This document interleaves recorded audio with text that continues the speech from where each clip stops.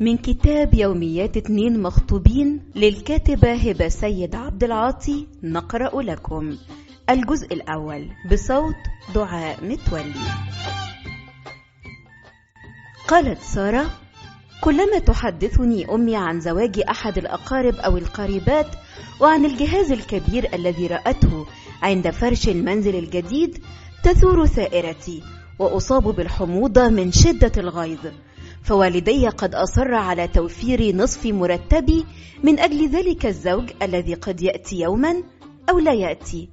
ولكن ما دخلي أنا بكل هذا؟ إذا أرادوا أن يزوجوني فليدفعهم وليس أنا. لماذا لا يسمح لي بالتصرف بالمرتب كيفما أشاء؟ أنا مثلا أريد التوفير لشراء سيارة في خلال 5 سنوات، وكبداية أريد أموالا لتعلم القيادة والحصول على الرخصة، وكذلك أريد إكمال دراساتي العليا. أنا أريد نصف المرتب الذي يؤخذ مني غصبا واقتدارا.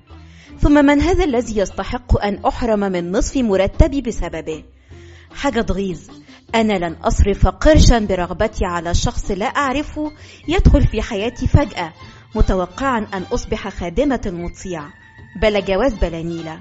قال عمر: تحسدني أختي لكوني رجلا أستطيع أن أختار لنفسي وأن أقرر متى أتزوج، في حين أنها كفتاة تضطر لانتظار الفارس المنتظر وليس بيدها حيلة، ولكنها لا تدري كم الأعباء الملقاة على كاهلي لكي أفكر في الزواج. بالتأكيد أحلم أن أمسك يوما ما بيد فتاة هي زوجتي ونسير على الكورنيش وهي تتسلى بأكل الترمس الذي يزيد بطنها المنتفخ من الحمل انتفاخا. ولكن من أين لي بالمال الذي يجعلني أتقدم لخطبة أي فتاة؟ وكذلك فإنني لا أريد أي فتاة. كيف أعرف أن هذه الفتاة التي سأتقدم لها ستكون مريحة في صحبتها؟ فبالرغم من صغر سني واشتياقي إلى متع الزواج المعروفة، فإنني أدرك تماما أنه بعد أيام قلائل سيكون ما يهمني أكثر هو طيبة زوجتي وخفة دمها واستمتاعي بحديثها. فأنا أعرف أصدقاء قد تزوجوا وكانوا يتصلون بالشلة قبل مرور الأسبوع الأول على زواجهم، وذلك لأنهم قد شعروا بالملل وهم ما زالوا في بداية البداية. إذن ماذا سيفعلون بعد عام أو عامين؟ بلا جواز بلا نيلة. قالت سارة: منذ أسبوع ألمحت لي أمي بأن إحدى صديقاتها لديها ابن يكبرني ب3 سنوات يعمل كمهندس كمبيوتر في إحدى الشركات الخاصة، وهي تعرف أنه شاب مؤدب ووسيم وسيزورنا هو وأهله ليشربوا معنا الشاي يوم الخميس القادم. كنت أظن أنني سأثور ولن أرضى بفكرة الزواج الآن، فأنا أريد أن أبني مستقبلي، فهذا ليس فعلا يقتصر على الرجال فقط. ولكن لا أدري ما الذي أسكتني. لعله الفضول لمقابلة شخص يريد الزواج بي، لا أدري. اتصلت بصديقة مقربة وأخبرتها، فضحكت ودعت لي بالتوفيق وأكدت علي أن أصلي صلاة الاستخارة، ففعلت بمجرد أن أنهيت مكالمتي معها.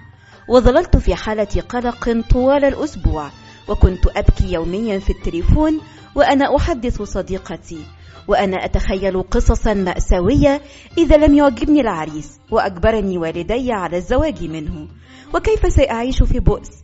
وكانت صديقتي تضحك مني وتقول إنني أستبق الأحداث وإني نكدية، ولكن القلق كان يؤلم قلبي. ومر الأسبوع سريعا، واليوم هو الخميس المنتظر. ربنا يستر.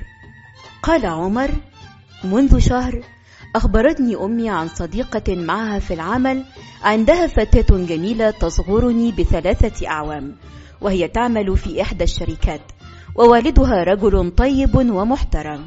فأخبرتها بأنني لا أملك حاليا ما يعينني على مصاريف الزواج، وإن كل ما ادخرته خلال سنين عملي هو 7000 جنيه. طمأنتني أمي وأخبرتني بأن والدي سيساعدني، وأن هذه هي سنة الحياة. فجدي كذلك قد ساعد أبي عندما تزوج من أمي، وعاش أولى سنوات زواجهما في إحدى الغرف ببيت جدي الواسع، إلى أن وسع الله على أبي واشترى هذه الشقة، ولكنني لم أكن أريد العيش في بيت والدي، وكان رد أمي أن أمامي الحل في أخذ شقة إيجار جديد. ولما كنت أشعر بالاكتئاب منذ فترة لشعوري بالعجز عن الزواج في وقت قريب، فقد استمعت لحديث أمي المتفائل ووعودها بمساعدة أبي الأسطورية، وتوكلت على الله وصليت الاستخارة، واتفقنا على مقابلة العروس في بيت أهلها يوم الخميس القادم. وكاد التوتر يقتلني، فقد خشيت ألا تعجبني العروس، وكم سيكون الموقف وقتها محرجا عندما أرفضها بعد أن ذهبنا إلى بيتهم. ربنا يستر. قالت سارة: الخميس المنتظر قد حان، وتوتري أصبح لا حدود له، وإن كان مصحوبا بلسعة سعادة، فهي ليست سعادة بالمعنى الكامل، ولكنني متحمسة للموقف، وهو على رأي نبيل السيد عريس يماي. ليس من عادتي أن أستخدم المكياج، وفكرت لفترة أن أستخدمه هذه الليلة، ولكني تراجعت، فليرني كما أنا، وإن ما كانش عاجبه يبقى أنا خسارة فيه. لكني قمت بعمل عدة ماسكات لبشرتي من باب رفع معنوياتي، لا أكثر ولا أقل. تحدثت تليفونيا مع أنتمتي، وظلت تنصحني بما أفعله عند اللقاء المرتقب، ثم أن أدخل وعيني معلقة بالسجادة وعلى وجهي يرتسم الحياء، وأن أجلس على طرف المقعد ولا أنغاس مثل الأولاد مثل ما أفعل دائما. وكنت أضحك على ما تقول وأعدها بأن أفعل العكس، فهذا العريس عليه أن يعرفني كما أنا بلا تزويق، فأنا عصبية ولا أطيق تحكمات الرجل كنت أتحدث مع صديقتي كل ساعة، ووالدتي لم تحاول تأنيبي على كثرة استخدامي للتليفون كعادتها، حيث يبدو أنها كانت تقدر توتري واحتياجي للمكالمة معها. وجاء وقت الغذاء، ولم أستطع الأكل من شدة التوتر. للحق كنت أحاول أن أبدو طبيعية أمام الجميع، وكأن الموضوع لا يهمني، ولكن معدتي الخائنة فضحتني عندما أصبت بالحموضة من شدة التوتر، وظللت أشرب في 7 أب وأشتم نفسي في سري. وجاءت الساعة 7:15 مساء، وأصبح يفصلني عن لقاء العريس المرتقب دقائق. ربنا يستر. قال عمر: جاء الخميس بسرعة معتدلة نسبيا، فقد كنت أترقب رؤية العروس التي أخبرتني والدتي أنني رأيتها من قبل، ولكنني لم أستطع تذكرها، وكذلك كنت خائفا قلقا من الموضوع. كنت أتساءل: هل سأرتاح إليها فور رؤيتها؟ هل هي جميلة ورخمة، أم تكون خفيفة الدم ووحشة؟ هل يمكن أن أعجب بها ولا تعجب بي، أو العكس؟ أعصابي مشدودة، ولا أستطيع حتى ربط الجرافته، ونحن نستعد للذهاب. دخل أبي الحبيب حجرتي وربط لي الجرافته، ورأيت الدموع تلمع في عيني، فقلت له: إيه يا أبو عمر، ده أنا لسه رايحة أتقدم، مش رايحة أكتب كتاب ولا أدخل. فرد علي بأنه لا يصدق بأن الله قد أكرمه ومد في عمره ليرى ابنه البكري يذهب ليخطب، وأني سأعرف شعوره يوم أن أذهب مع ابني لأخطب له. ضحكت كثيرا، فأبي يتحدث عن ابني وأنا لم أرى العروس بعد. خفف حديثي مع أبي قليلا من توتري، حيث إنه ظل يحدثني عما يجب أن أبحث عنه في العروس، ثم دعا لي فارتاح قلبي، وأكملت ارتداء البدلة. نزلنا من المنزل، وقمت أنا بقيادة سيارة أبي حيث كان لا يقودها ليلا، وشغلت شريط أم كلثوم ليطرب أبي، وكذلك لهدف آخر خبيث، وهو أن ينشغل أبي وأمي بسماع غدا ألقاك حتى لا يتحدث معي، لأنني لم أكن في حالة تسمح لي بالحديث. ربنا يستر. جرس الباب من داخل المنزل. تقول سارة في سرها: أنا مش عايزة أشوف عرسان. ودخلت إلى غرفتها، ومن خارج المنزل يقول عمر في سره: يا رب الأرض تنشق وتبلعني، أنا إيه اللي خلاني أفكر في الجواز؟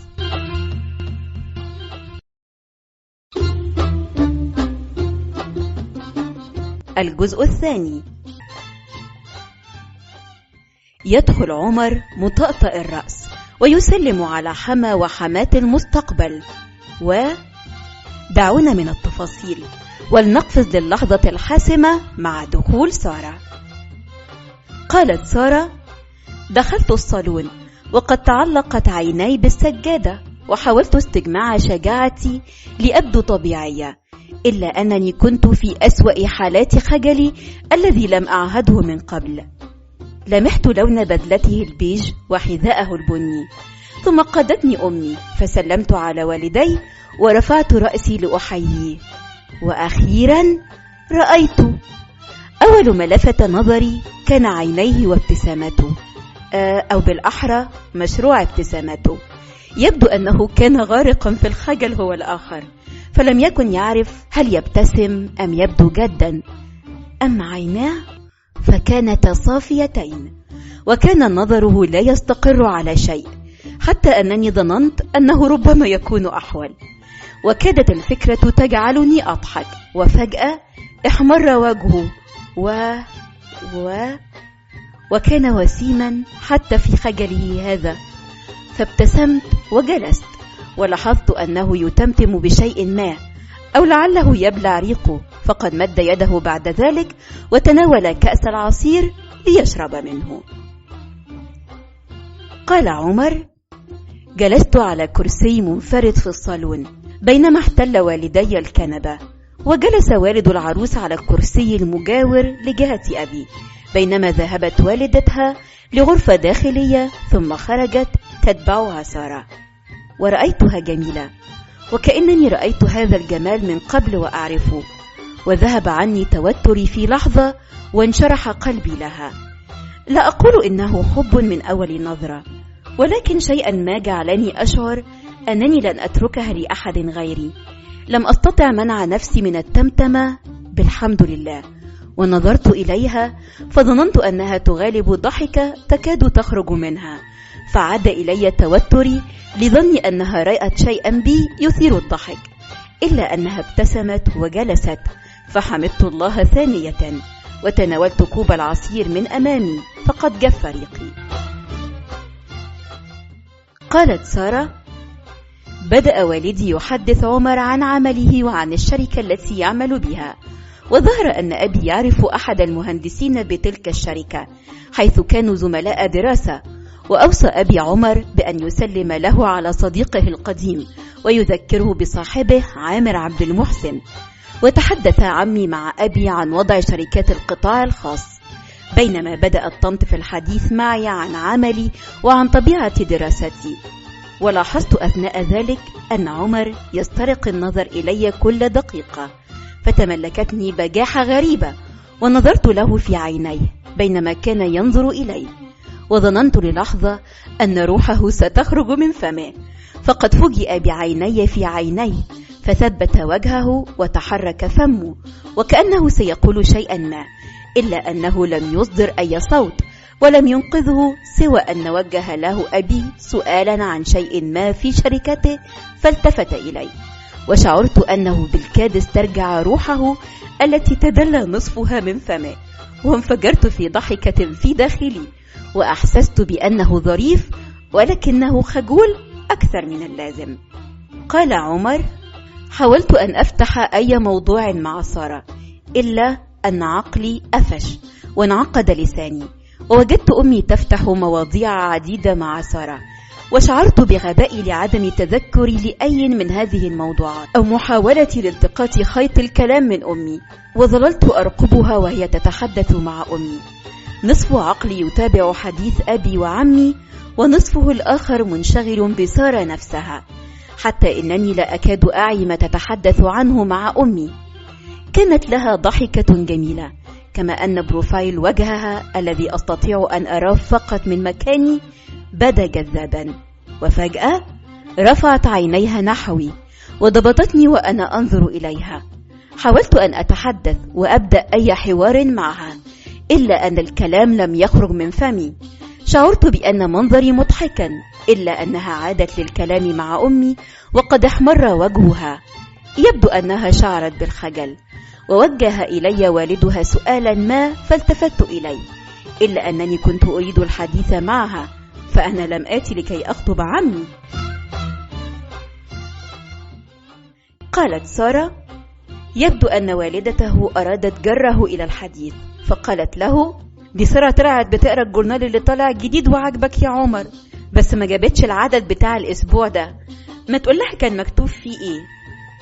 فنظرت إليه وفتح فمه، إلا أنه أصدر أصواتا هذه المرة، وسألني عمن أتابع مقالاتهم في الجريدة، فأخبرته، وبدأ حديثه، واكتشفت أنه متحدث جيد، بل رغاي أحيانا، فقد ظل يخبرني عن تفاصيل كل مقال ويعلق عليه ويسألني عن تعليقي، ثم يعيد ما قاله بطريقة أخرى، ثم يتذكر شيئا آخر قرأه فيتحدث عنه.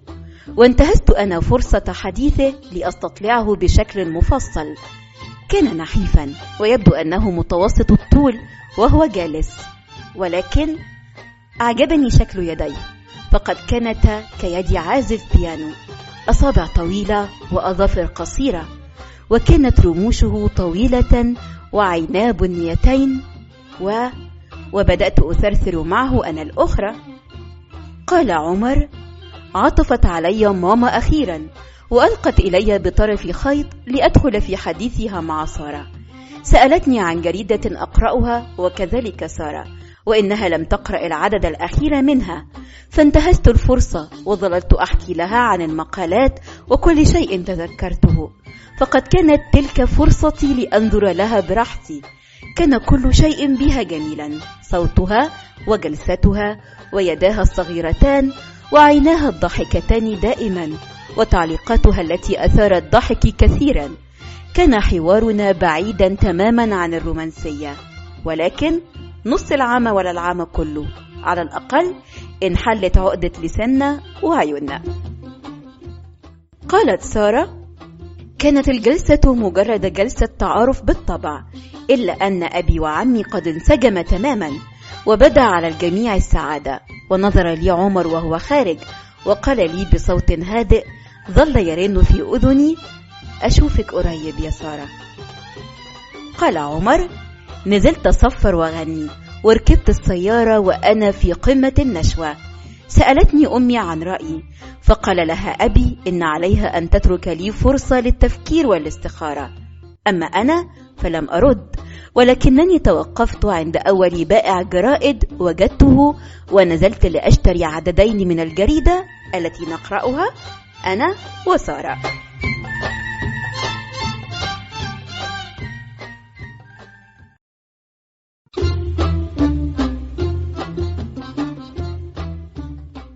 الجزء الثالث. قالت سارة: تفكير وقلق شديد.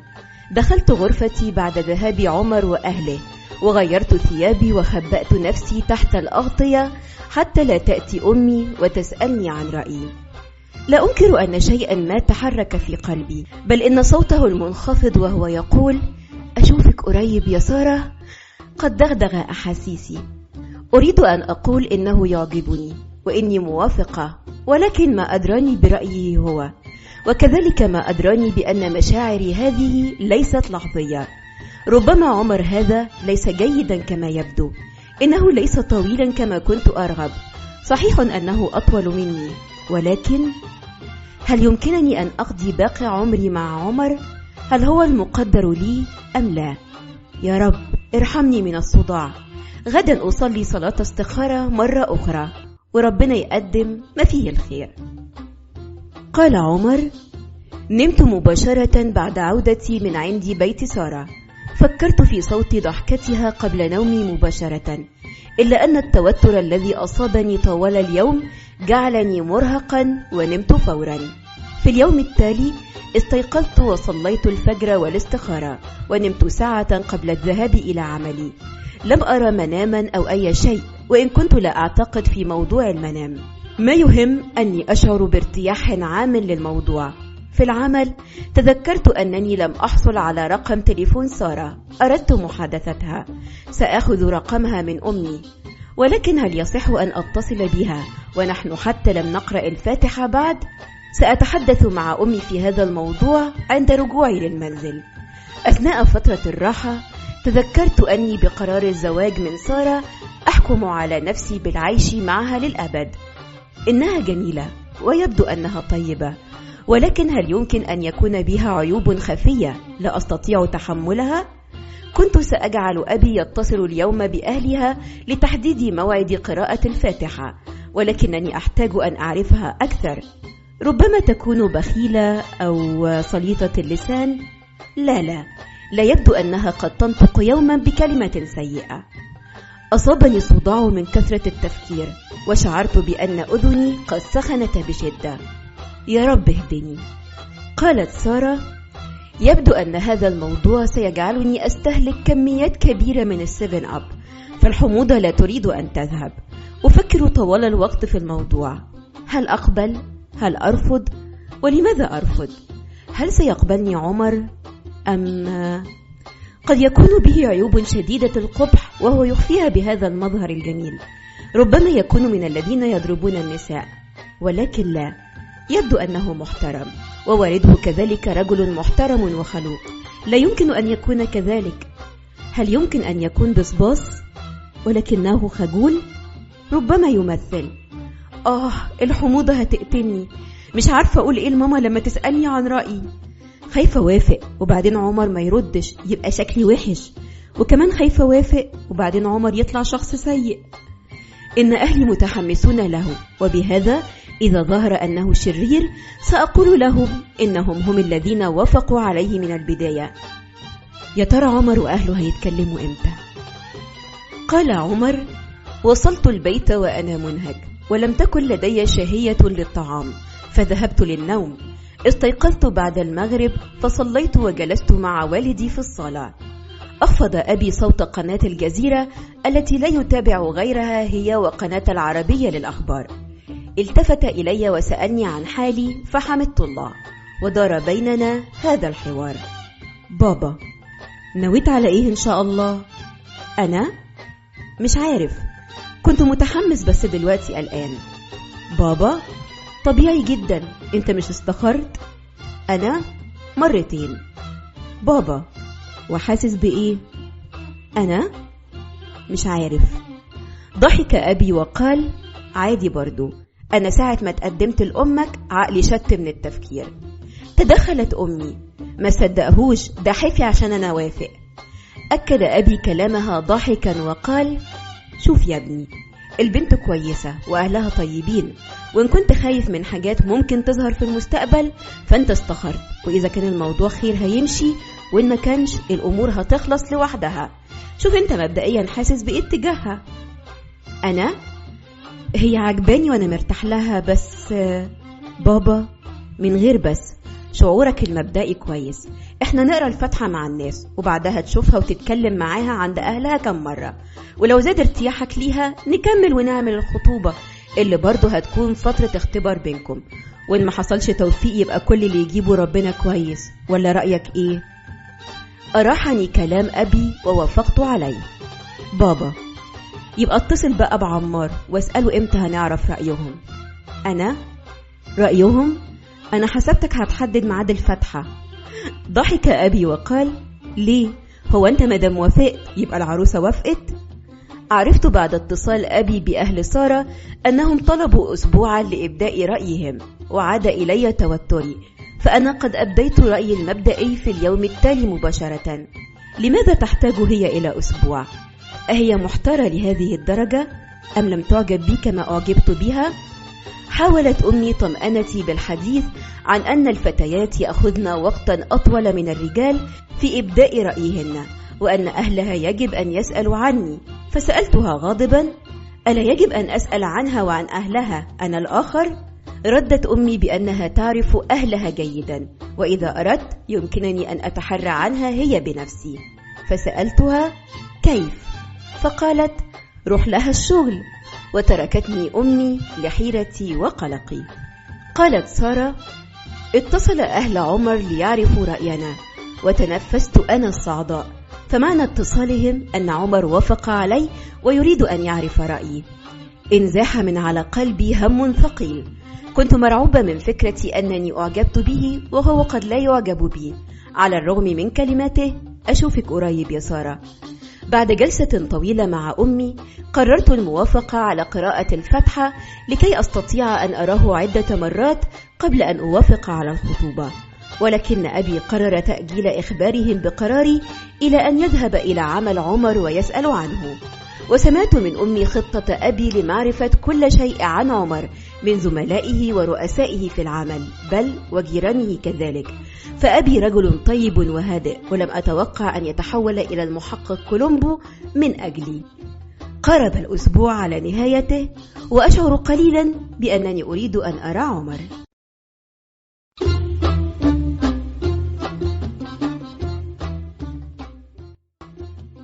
الجزء الرابع. قالت سارة: تحرى كولومبو أبي سابقا عن عمر، فوجد أن سيرته ممتازة بين جميع معارفه، ومن ثم اتصل أبي بعمي وأخبره عن موافقته، واتفق على قراءة الفاتحة يوم الاثنين القادم. وظل أبي يتحدث مع عمي على التليفون قرابة نصف الساعة، حيث إن كليهما يهتم بمشاهدة القنوات الإخبارية، وكان يتناقشان حول برنامج ما. يبدو أن علاقة أبي بعمي ستتوطد قبل أن تتوطد معرفتي بعمر. أخبرني أبي بعد إنهاء المكالمة إن عمي وطنط عمر يسلمون علي. شعرت بالاشتياق لرؤية عمر مرة أخرى، إلا أنه بالطبع لن يكون بيننا أي اتصال قبل قراءة الفاتحة. قال عمر: لم أحاول التحري عن سارة، لأنني أولا ارتحت لها، وثانيا أمي تعرفها وتعرف والدتها، وثالثا أنا معرفش إزاي أتحرى عن حد، ولكني للحق فكرت أن أذهب لأراها وهي خارجة من عملها، فقد شعرت بأني بحاجة لأن أراها. شيء ما جعل قلقي يزول من جهة موافقتها علي أم لا، فأنا أظن أني تركت لديها انطباعا جيدا. وجاء الخميس، موعد رد عائلة سارة علينا، وجلست بجوار أبي وهو يرد على تليفون عمي. ظل يتحدثان في بداية المكالمة عن برنامج سياسي ما، وأنا جالس على الشوك في انتظار الجواب. وأخيرا سمعت أبي يضحك ويحمد الله ويقول له عن سعادته بالنسب المرتقب بيننا. فالتقطت أنفاسي وخرجت إلى البلكونة. كنت أشعر شعورا غريبا، وكأن كل شيء يبرق أمامي. أحسست أنني أريد أن أحضن العالم كله وأقبله. كنت أعرف أنني سأبدأ مشروع حياة، وأنني سأكافح من أجل تجهيز نفسي، إلا أن هذا الشعور الغامر بالسعادة أنساني أي قلق. وسألت نفسي: كم سأنتظر لأقف مثل هذه الوقفة مع سارة في بلكونة منزلنا؟ قالت سارة: هل يعقل أن أحب شخصا رأيته لمرة واحدة؟ أم أن هذا الشعور بقبوله الشديد ناتج عن صلاة الاستخارة؟ هل الله يعطيني إشارة بأن عمر لي وأنا له؟ أنتظر يوم قراءة الفاتحة بسعادة شديدة، ولم أعد أعاني من الحموضة، الحمد لله. يوم قراءة الفاتحة، قال عمر: جاء الاثنين الغالي. احترت في الهدية التي يجب أن أقدمها لسارة. أخبرتني أمي بأنه يمكن أن أشتري لها خاتما لقراءة الفاتحة، وأخبرتني أنها يمكن أن تنزل وتختاره لي، ولكنني أخبرتها أنني سأشتريه بنفسي. ذهبت إلى الصائغ ولم أكن أعرف مقاس إصبع سارة، إلا أنني حاولت التخمين قياسا على حجم يديها. كنت أريد خاتما مميزا. فكرت بأن يكون خاتما ذا فص مثل خواتم الزواج التي أراها في الأفلام الأجنبية، إلا أنني وجدت خاتما عليه فراشة تبدو وكأنها حقيقية. لا أدري لماذا ذكرتني الفراشة بسارة، فدعوت دعاء الاستخارة واشتريت الخاتم، يا رب يعجبها. قالت سارة: لا أدري ماذا يجب علي أن أرتدي في قراءة الفاتحة. هذه المرة كنت أريد أن أبدو متألقة. بعد تفكير ومحادثات مع صديقتي ومع ماما ومع المرآة، اخترت طقما لبني اللون، ووضعت بروشا على هيئة فراشة يشبك الطرحة مع البلوزة. يا ترى عمر بيحب اللون اللبني؟ يا رب يا رب يا رب خليني فرحانة النهاردة. قال عمر: أحضرت علبة شوكولاتة ونحن في طريقنا إلى بيت سارة. في هذه المرة كان معي أولاد عمي في سيارتنا وكذلك أختي، بينما كان أبي وأمي في سيارة عمي وزوجته يلحقون بنا. في هذه المرة ظل أولاد عمي يثرثرون معي، وظللنا نضحك طوال الطريق ونحن نسمع ليلة من عمري لعمرو دياب. عندما دخلت منزل سارة هذه المرة كنت أكثر راحة. كان المنزل مزدحما نسبيا عن المرة السابقة، حيث حضرت خالة سارة وزوجها وأعمامها الثلاثة. عندما دخلت كانت سارة تكلم أحد أعمامها في ممر يطل على الصالون. التفتت ورأتني وأنا أتجه صوب الصالون فابتسمت لي وابتسمت لها. كانت ترتدي طقما لبني اللون يجعلها تبدو جميلة كالسماء، واتسعت ابتسامتي حين لاحظت أنها تضع بروشا على شكل فراشة. قالت سارة: دخل عمر هذه المرة فجأة، فقد ظننت أن أبي يفتح الباب لزوج خالتي الذي وقف على السلم ليدخن سيجارة، حيث إن أمي لا تسمح بالتدخين داخل المنزل. وكان أبي واقفا على الباب يتحدث مع زوج خالتي وصديقه في نفس الوقت حتى يهون عليه وقفة السلم، ولكنني استدرت لأجد عمر أمامي يبتسم ويحمل علبة شوكولاتة. لقد زادت معزته في قلبي لما أتى لي بالشوكولاتة. بعد أن قدمنا الجاتو والحاجة الساقعة تحدث أبي مع عمي، وتعرف الجميع على بعضهم البعض، وسألني عمر عن حالي. كان الجو مزدحما هذه المرة، ولكن عمر كان هادئا وما زالت لديه عادة اختلاس النظر إلي. في وسط كل هذا وجدت أبي وعمي يقولان: نقرأ الفاتحة بقى. رفع الجميع أيديهم ليقرأوا الفاتحة، ونظرت اتجاه عمر فوجدته بالطبع ينظر لي، وقرأنا الفاتحة وأعيننا متشابكة، وشعرت وكأني خارج زحام الصالون وكأن جسدي كله قد تخدر. قال عمر: قرأت الفاتحة وسارة تجلس في عيوني. تجرأت هذه المرة ونظرت إليها بثبات أثناء قراءة الفاتحة، ولم تبتعد عني بعينيها. أخرجت الخاتم وقدمته لسارة التي ضحكت وقالت والدتها: أنت كنت عارف أن سارة هتلبس بروش على شكل فراشة ولا إيه؟ ولكني لم أكن أعرف، أنا حتى لم أعرف رقم تليفونها، وخفت أن يظن عمي أني اتصلت بها من ورائه، فأنكرت على الفور، فضحكت سارة وضحك الجميع وشاركتهم الضحك. قالت سارة: لم أصدق نفسي عندما رأيت الخاتم، فقد كان جميلا جدا، فأنا أحب الفراشات بشدة. لقد أتى لي عمر بشوكولاتة وفراشة من ذهب. يبدو أنني سأحب هذا الفتى.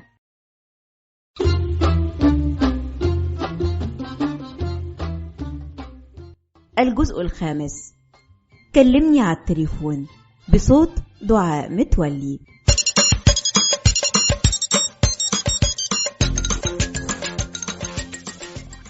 قالت سارة: لا أصدق أنه قد تمت قراءة فاتحتي بالرغم من أني قرأتها معهم، وإن كنت لم أعي منها سوى الحمد لله.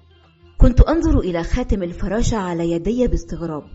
لقد امتلكت عدة خواتم، ولكنني لم أشعر بهذه المعاني التي أحملها من قبل. أشعر أن عمر وضع علامة علي تشير إلى أنني أصبحت له، لكن عمر لا يحمل أي علامة تشير إلى أنه أصبح لي. ربما أقوم بعمل علامة في وجهه عندما يزورنا في المرة القادمة، أم أنه قد يعتبر ذلك فظاظة مني؟ يا ربي، لا أستطيع أن أكون جادة حتى عند التفكير في مستقبلي، لكني لم أره سوى مرتين، واتدبست ووافقت على قراءة الفاتحة. كل هذا بسبب حماس أبي له وألفته السريعة مع والده. يا عمر، قلبي بيرفرف لما بفكر فيك، وبالرغم من ذلك فما زلت أشعر بالقلق بسبب موافقتنا السريعة، إلا أن أمي أخبرتني أن الفاتحة مجرد ربط كلام ليتسنى لي لقاء عمر عدة مرات حتى أوافق على إتمام الخطوبة. أنتظر مكالمة عمر على التليفون، ولا أدري كيف سأبدأ الحوار معه. قال عمر: الغريب أنني لا أشعر بشيء مختلف لكوني أصبحت آري فتحة. لم أتعرف على سارة بشكل عميق، وإن كنت أشعر بشيء لا أستطيع وصفه يثير البهجة في قلبي كلما مرت على بالي، وما أكثر المرات التي تمر فيها على بالي، بل إنها بالأحرى تسكن حاليا في بالي. المفترض أني سأتصل بها لتتوطد معرفتنا قبل إعلان الخطوبة، وهذا ما يثير توتري، فأنا في العادة دمي خفيف وكثير الكلام، ولكن أخاف أن يجعلني التوتر أخرس كما حدث في لقائنا الأول. أخاف أن أبدو سخيفا وثقيل الظل، فالبنات لا تحب ثقيل الظل. كيف أستطيع أن أظهر جمال شخصيتي الرائعة في حديثي معها؟ افتح علي يا رب. قالت سارة: المفروض أنه يتصل بالتليفون على البيت، لأننا لسه ما عرفناش موبايلات بعض. الواحد محرج شوية، مش عشان هكلمه، فأنا بعون الله أكلم الأسد، بس وهو في القفص طبعا. المشكلة هي وجود بابا. كيف سأحدث راجل في وجود بابا؟ هو صحيح راجل طيب، لكن المشكلة الحقيقية هي كيف سأتحدث مع عمر. لا أريده حديثا عاديا، أريد أن أستخرج منه كل أسرار شخصيته وأعرف عيوبه، وأريده أن يعرفني جيدا، فهو لم يعرف سوى سارة الهادئة الخجول. سأتصل بإحدى صديقاتي المخطوبات لعلها تفيدني في اختيار موضوعات للحوار. ووقعت القرعة على فاطمة المخطوبة الأزلية منذ كنا في الصف الأول الجامعي وحتى الآن. وقد انفجرت فاطمة في الضحك عندما عرفت طلبي منها، وقالت لي ساخرة: عايزة تعرفي كل ده من أول مكالمة؟ يا بنتي انت يا دوبك في مرحلة النحنحة، انت وهو هتتنحنحوا على بعض، قدامك شوية حلوين عقبال ما تعدي مرحلة وش القفص. ده أنا يلي مخطوبة بقالي سنين لسه بشوف العجب من حسن. يا بنتي انت دخلتي مشوار 1,000,000 خطوة وانت يا دوبك في أول خطوة. طبعا ارتفعت معنوياتي جدا بعد مكالمة فاطمة. قال عمر: رجعت من الشغل واتغديت ونمت وصحيت، والمفروض أكلم سارة.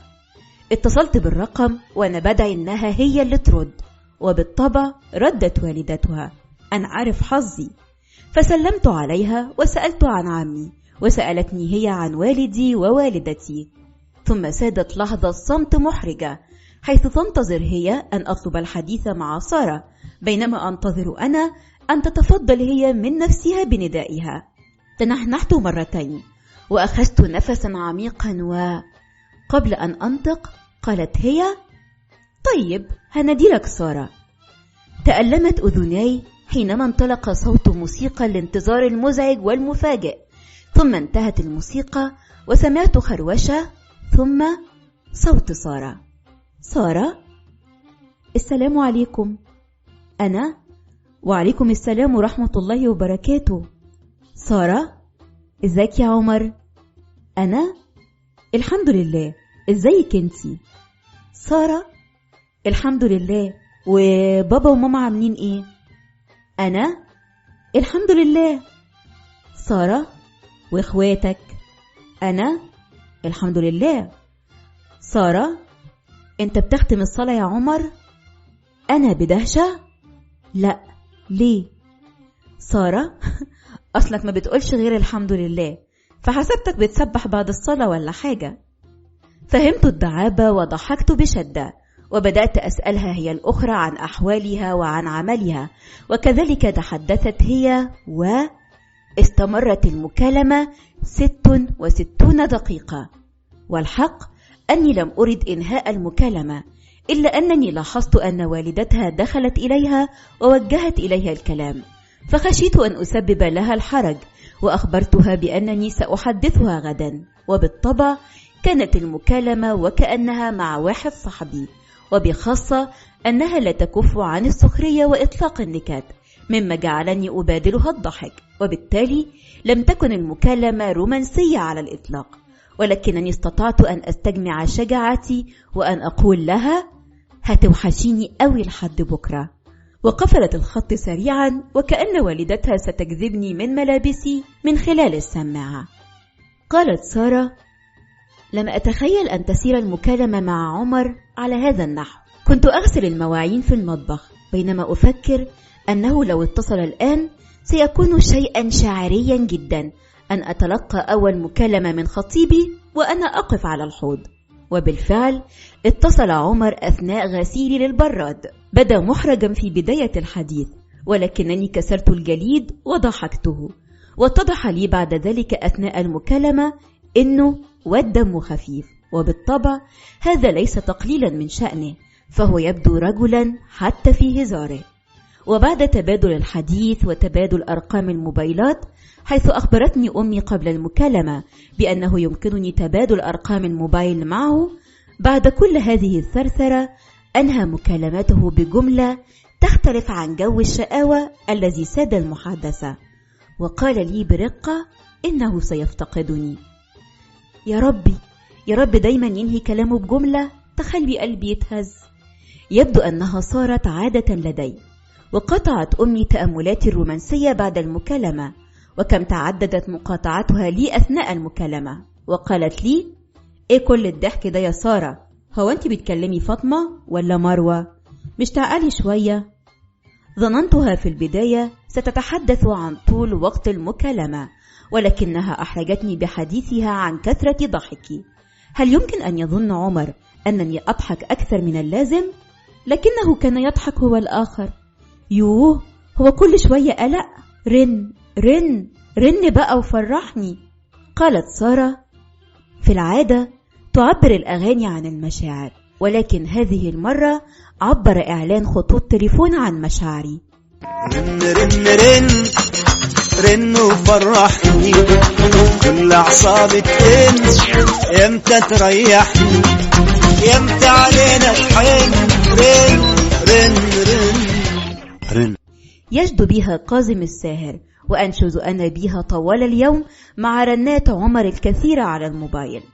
أمس بعد أن انتهيت من أولى مكالماتي معه، أرسل لي رسالة بها دعاء جميل: اللهم لي أحبة أتذكرهم كلما نبض الفؤاد وحن، وأدعو لهم كلما دنا ليل الظلام وجن.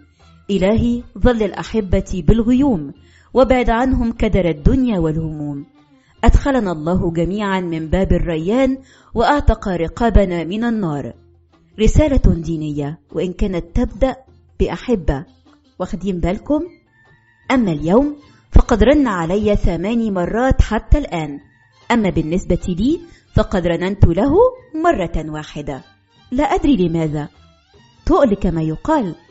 للحق أشعر بالخجل من أن أرن عليه كثيرا، ولكني فرحانة أوي برناته.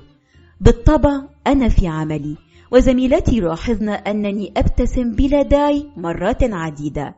أبتسم عندما أتذكره، وأبتسم عندما يرن، وأبتسم عندما لا يرن. بين علي اتجننت. لو تدوم سعادتي هذه للأبد.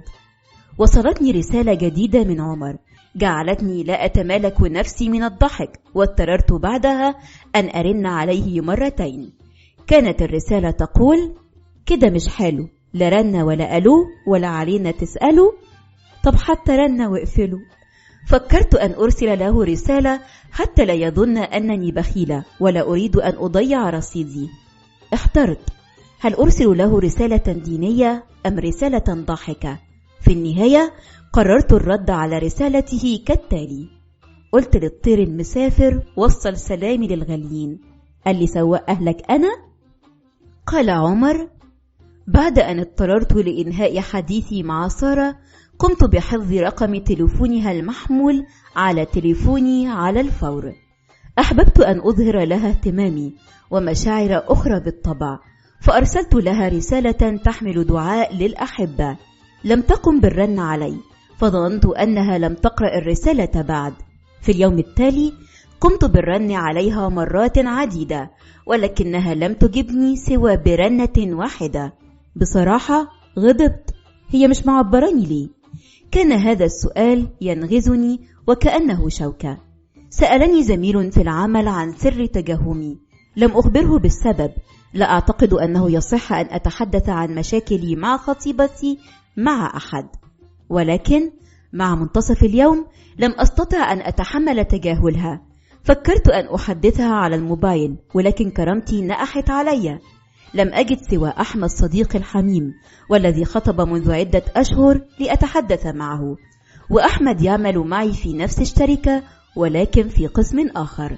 رننت عليه ففهم أنني أريده، وتقابلنا في كافيتيريا الشركة كالعادة. وجدني مغتاظا فقال: أهلا، مش بدري على فردة الشراب المقلوبة دي؟ أخبرته بالموضوع فضحك وأجابني: مشكلتك يا عمر إنك أبيض يا ورد. بس هي مش مشكلة قوي يعني، باين إن سارة كمان أبيض يا ورد زيك. انت عمال ترن على البنت عشان دي أول مرة تعرف بنات، وعايز تحس إنك بترن وبيترن عليك، وسارة غالبا مش متعودة على الكلام ده ومحرجة ترن عليك كتير. يا سلام، نزل علي كلام أحمد كالبلسم، وغضبت من نفسي لأني غضبت من سارة. وكان أحمد نعم العون، حتى إنه بعث لي رسالة لعلاج هذه الحالة كما قال، وقمت أنا بإرسالها لسارة. وعدت للتحليق فوق السحاب عندما ردت علي سارة هذه المرة برنتين ورسالة دمها خفيف. قالت سارة: 4 رسائل في يوم واحد كتير برضو. الواد ده ماشي بموبايل خط ولا بيزنس ولا ايه؟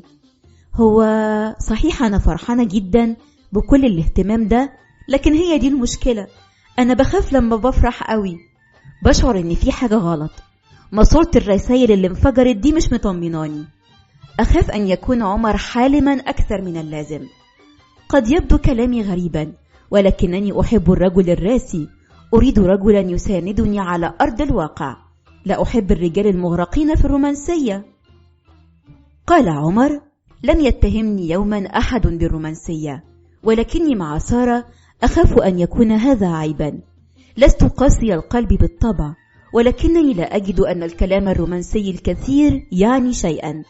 أشعر أنني أحبها، وغالبا ما سيزداد هذا الحب مع الأيام، ولكنني لا أحب كلمة أحبك التي تتكرر كثيرا بين الأولاد والبنات، ولكنني أخاف أن يجعل ذلك سارة تكرهني، ولذلك قررت أن أكون رومانسيا معها في رسائل الموبايل.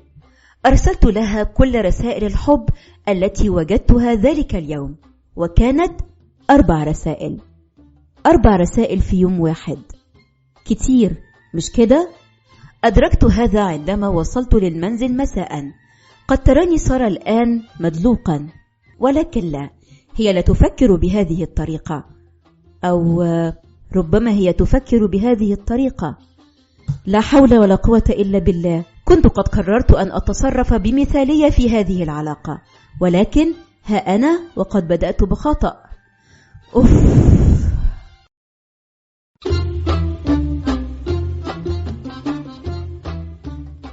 الجزء السادس. قالت سارة: مكالمة أخرى مع عمر على تليفون البيت. هذه المرة اتصل أثناء مشاهدتي لمسلسل الرعب الأجنبي الذي أتابعه بشغف. ما علينا، سأشاهده في الإعادة. وجدته طبيعيا، أعني ليس حالما غارقا في الرومانسية كما أوحت لي الرسائل. ارتاح قلبي لذلك، فأنا لا أحب الرجال معسول اللسان. حدثته عن مشاكل في عملي، وأسداني بعض النصائح المفيدة بجانب بعض النصائح غير المفيدة، ولكنني لم أخبره بذلك بالطبع، إلا أنني ذهلت وزاد إعجابي به عندما حدثني حول الاحتلال في العراق ووضع الانتخابات الفلسطينية. إنه يعرف ما يتحدث عنه، وله آراء خاصة رائعة، ولا يدعي معرفته بكل شيء مثل الذين يتحدثون وكأنهم كانوا مع بوش لحظة إعلان الحرب. أعجبتني ساعة اطلاعه، وإن كنت أحبطت قليلا عندما عرفت أنه لا يهتم بالكرة، وأنا التي كنت أحلم بأن أذهب أخيرا للاستاد لأشاهد المباريات من هناك بعد زواجي، إلا أنني للحق احترمته، فأنا لا أتخيله يجلس مثلي أمام التلفزيون يقيل السباب للاعب الفريق المنافس والحكم الظالم دائما. في وسط الحديث تطرقت إلى موضوع الرسائل، فسكت قليلا ثم قال بلهجة شديدة الرقة والعذوبة: زودتها شوية، مش كده؟ ولم أتمالك نفسي من الضحك. أحيانا ينتاب الشخص نوبة غباء يندم عليها كثيرا فيما بعد، وكانت هذه إحدى نوبات غبائي. كيف يكون هذا هو رد فعلي على هذه الرقة؟ بالتأكيد سيظن أنني بليدة المشاعر. ارتبك قليلا بعد ضحكتي الغبية، ثم تجنب الحديث عن رسائله وشكرني على رسالتي، وأثنى على خفة دمي الذي كان يغلي في هذه اللحظة من شدة غيظي من نفسي ومن ردود فعلي الغبية. أنا هجيلكم بكرة شوية يا سارة، قالها عمر لي في التليفون، فرديت باستغراب ليه؟ وطبعا كان رد غريب جدا، فقلت له بسرعة تشرف طبعا، وقفلت التليفون. وأنا سعيدة جدا إني هشوف عمر بكرة لأول مرة من قراءة الفاتحة. الظاهر إنه وحشني، لا الحقيقة مش الظاهر، أنا فعلا نفسي أشوفه. قال عمر: رد فعل سارة غريب جدا، يا ترى هي مش عايزة تشوفني فعلا عشان كده اتخضت؟ ممكن تكون حست إنها اتسرعت في الخطوبة مثلا. طب إيه المطب ده هي وحشاني فعلا، هيبقى شكلي إيه لو قابلتني ببرود؟ بس هي كانت طول المكالمة سعيدة. أوف، البنات دي عاوزة خريطة عشان الواحد يفهمهم. أحسن أصلي ركعتين وانام عشان عندي شغل بدري.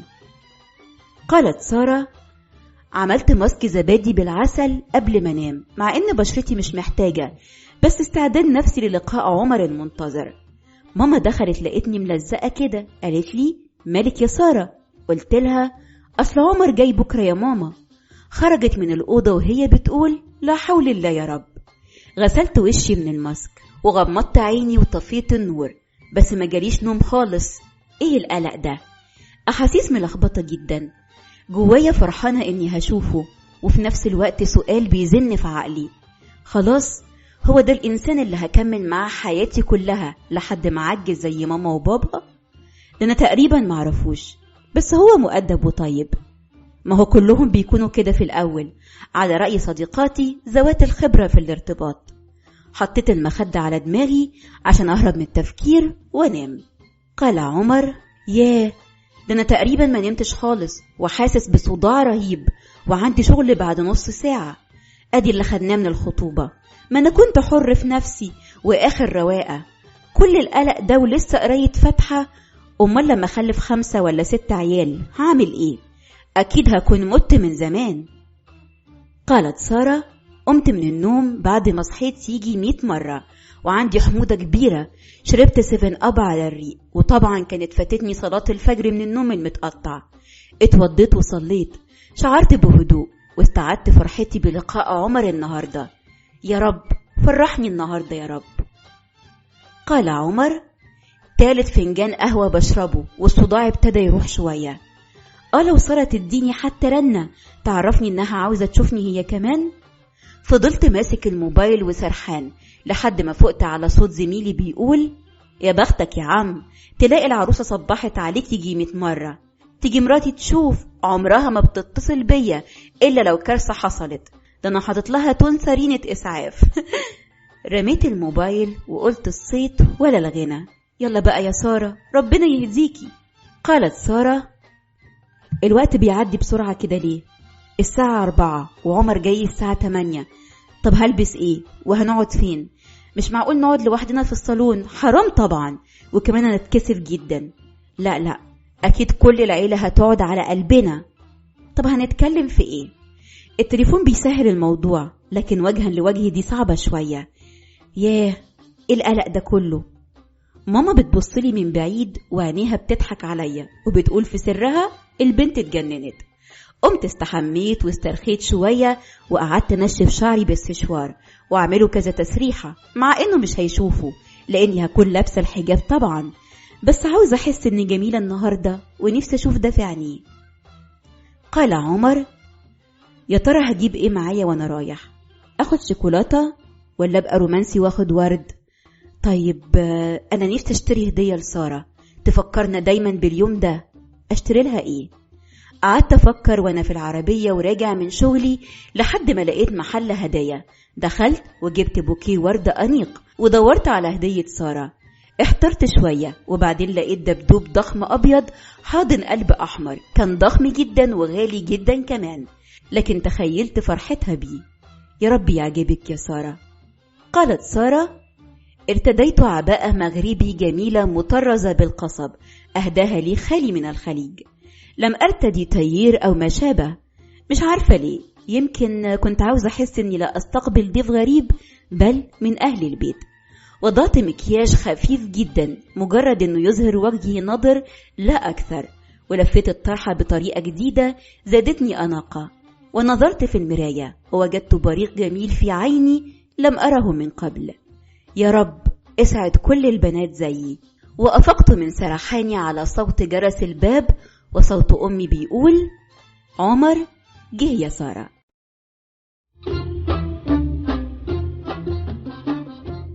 الجزء السابع.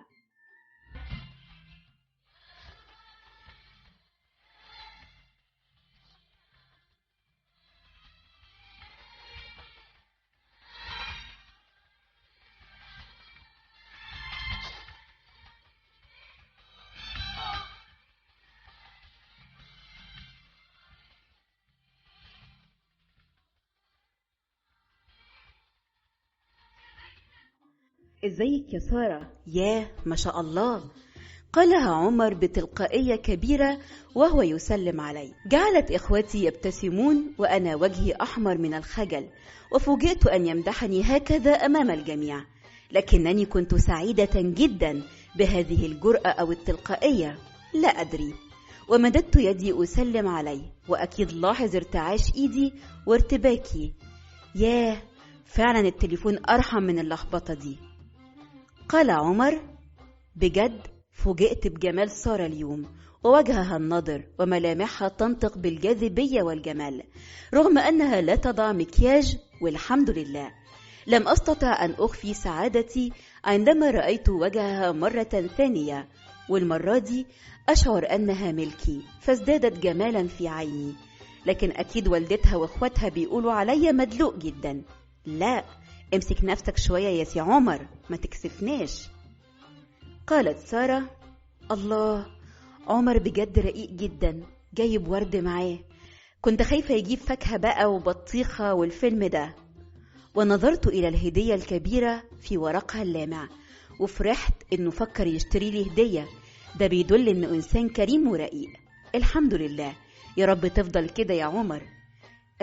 يا ترى هنقعد فين؟ أكيد مش لوحدنا طبعا. طيب أقعد في الكرسي اللي جنبه ولا بعيد؟ طب بابا موجود، إزاي أقعد جنب عمر في وجود بابا؟ يا سلام على الهنا، بابا حسم الحدوتة وقال: تعال اقعد جنبي هنا يا عمر. قال عمر: يا سلام على الهنا، هقعد جنب حماية العزيز، اهي دي فيها ساعتين قناة الجزيرة وساعتين عن مستوى الزمالك المنحدر، وبعدها أكيد هكون استأذنت وروحت. يا خسرت الورد والهدية. الحمد لله. سارة قعدت في الكرسي المقابل لينا أنا وعمي. لا أدري هل حماية لاحظ أني أختلس النظرات إلى وجهها. بجد وجهها يحمل ملامح طفولية تنم عن الشقاوة وخفة الدم، وأيضا جاذبية كبيرة تجعلك لا تمل النظر إليها. وكنت غير منتبه إلى كلام حماية المطول غصب عني، وأرد فقط بي: طبعا طبعا يا عمي، فعلا فعلا يا عمي، أيوة فعلا يا سارة. وانتبهت إلى خطئي واحمر وجهي من الخجل، ولاحظ عمي هذا وضحك وقال لي: ده انت مش معايا أنا يا سيدي، طب لما سيبكم تتكلموا شوية وأقوم أتكلم في التليفون. قالت سارة: ضحكت جدا على عمر، وفرحت بصراحة أن بابا قام وقعدت جنب عمر، ولاحظت سعادته بهذا، وقال لي مباشرة: ازيك يا سارة، افتقدتك جدا من المرة اللي فاتت.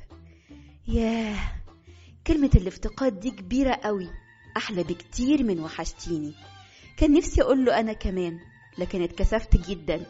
أول مرة أحس إني بنوتة بقى وبتكسف. دول كانوا مسميني في العيلة الكابتن من كتر تهريجي. الظاهر إني هكتشف سارة جديدة خالص معرفتهاش قبل كده. قال عمر: أنا جبتلك هدية يا سارة، يا رب تعجبك. بتحبي الدباديب؟ فوجئت أن سارة نطت من مكانها وحضنت الدبدوب وقبلته ونيمته في حضنها وقالت بسعادة طفولية: الله، ده تحفة يا عمر، بجد يجنن. فرحت جدا برد فعلها الطفولي الجميل، ورغم أن الجميع كانوا حولنا إلا أنني كنت لا أشعر إلا بي وبها فقط. يا رب يا رب ما تتغيريش يا سارة وتفضلي لذيذة كده على طول. مش عارف ليه ساعتها كنت عاوزة أقول لكل العالم أن هذه الطفلة الجميلة طفلتي أنا. قالت سارة: إيه الجنان ده؟ أكيد هيقول عليا عيلة دلوقتي.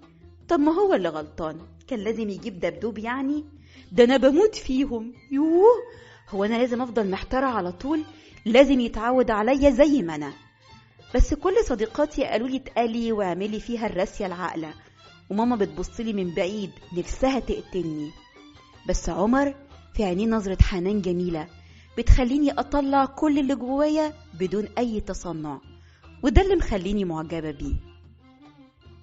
قال عمر: ياه، أنا نسيت كل الموجودين ونسيت الوقت. معقول بقالنا ساعتين بنتكلم؟ أنا نسيت إني ضيف ولازم ما اقعدش كتير قوي كده. بجد كلام سارة لذيذ جدا، وحبل الكلام بينا ممتد إلى ما لا نهاية بدون أي تكلف. ولاحظت إنها قارئة جيدة، مش روشة طحن زي بقية البنات ومخها أبيض، ودي حاجة عجباني فيها جدا. بتحسسني إني قاعد مع 1000 بنت، صديقة وأخت وزميلة وطفلة وأنثى وقريبة وحبيبة. قالت سارة: عمر مشي من شوية وبجد أنا مرتاحة جدا دلوقتي. حسيت إني سعيدة لأننا على درجة كبيرة من التفاهم، أو على الأقل في ناس بحس إني مخنوقة منهم بسرعة، لكن مع عمر لأ، دايما بحس إني على طبيعتي وعاوزة أقوله كل اللي جوايا بدون زواق، ومش محتاجة أتكلف أي حاجة عشان أعجبه. ومتهيألي دي حاجة كبيرة قوي. قطع تفكيري صوت أختي: أبي عمر على التليفون، هو لحق وصل؟ نطيت رفعت السماعة وأنا طايرة من الفرح. ألو، أيوة يا عمر، أنت وصلت؟ عمر: لأ، بتكلم من عند البقال.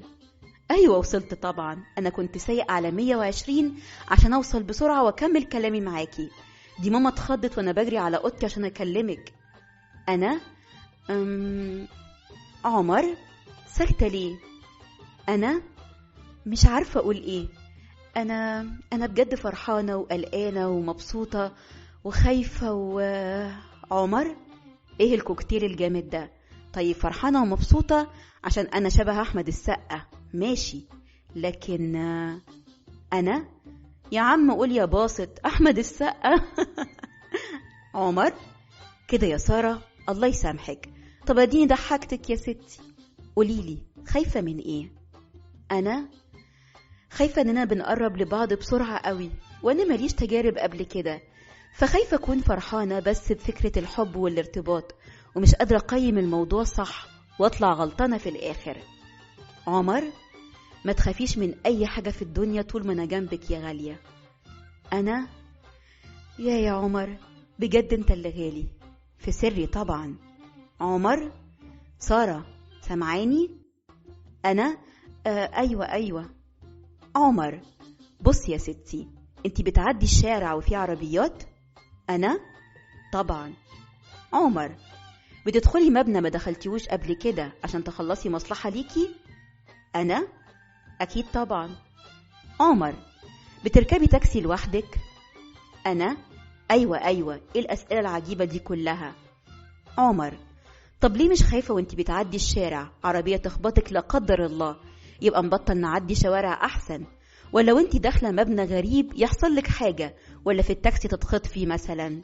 يا سارة، لو خفنا من كل حاجة عمرنا ما هنعمل حاجة أبدا. وبعدين احنا واخدين الطريق الشرعي أمام الله وأمام الناس، ونيتنا احنا الاتنين إننا نرضي الله في الحلال، يبقى الخوف والفشل هيجوا منين؟ أنا خايفة من اختلاف الشخصيات يا عمر يكون سبب الفشل. عمر: بص يا سارة، أكبر غلط كل البنات بترتكبه إنها تتجوز واحد بشخصية معينة وتحلم إنها تخلق منه شخصية مختلفة 180 درجة. مفروض إننا نحب الإنسان بمميزاته وعيوبه ونتقبله كما هو ونحبه زي ما هو. أنا مش بيقولوا مراية الحب عمية؟ عمر، دي مراية الحب مفتحة وليها 10 عيون. بقى أنا مش هشوف الإنسان اللي بحبه، أمال هشوف مين يعني أنا دلوقتي مش شايفك؟ أنا؟ ياه، أول مرة. يعني أنت بتحبني يا عمر؟ برضو في سري. عمر، سارة أنت فين؟ أنا سامعاك. أنت عارف يا عمر أكتر حاجة بتعجبني فيك إيه؟ عمر، غير إني شبه أحمد السقا؟ أنا؟ برضو مصمم؟ ماشي يا سيدي. لا بجد، بحس إني بكلم حد من صديقاتي مش خطيبي. يعني حاسة إن الصداقة بينا بتكبر كل يوم، ودي حاجة مفرحاني جدا. عمر، على فكرة ده نفس إحساسي أنا كمان.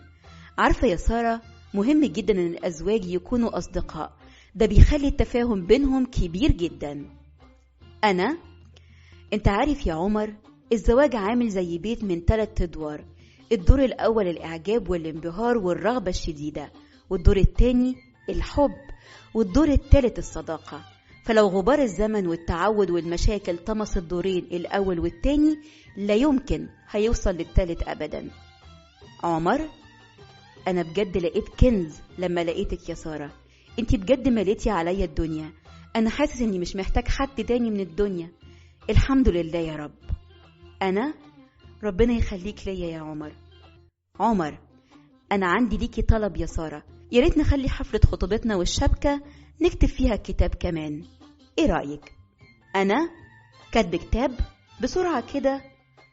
عمر، بص يا سارة، ما تتخضيش، خدي وقتك وفكري. بس أنا مش عاوز أغضب ربنا في حاجة. جوايا كلام كتير مش قادر أقوله ليكي، ونفسي نخرج لوحدنا نشوف العالم مع بعض بعيوننا إحنا بس، ونخلق ذكريات خاصة بينا إحنا الاتنين. وما تفتكريش إني كده بقيدك أو بلزمك بحاجة. لا، يوم ما تحبي تبعديني من حياتك هبعد بدون قيود. أيوة بس عمر، بص يا سارة، ربنا هو اللي جمعنا وأعطانا نعمة كبيرة إننا قربنا لبعض بفضله هو وحده. فمش معقول إننا نشكر النعمة دي بإننا نعمل معصية. صدقيني لو أرضيناه هيرضينا. بصي فكري براحتك وردي عليا. معلش طولت عليكي، أنا بجد آسف. الوقت معاكي بيعدي من غير ما أحس. هسيبك ترتاحي دلوقتي، خلي بالك من نفسك. تصبح على خير. عمر، تصبحي على خير يا ملاكي.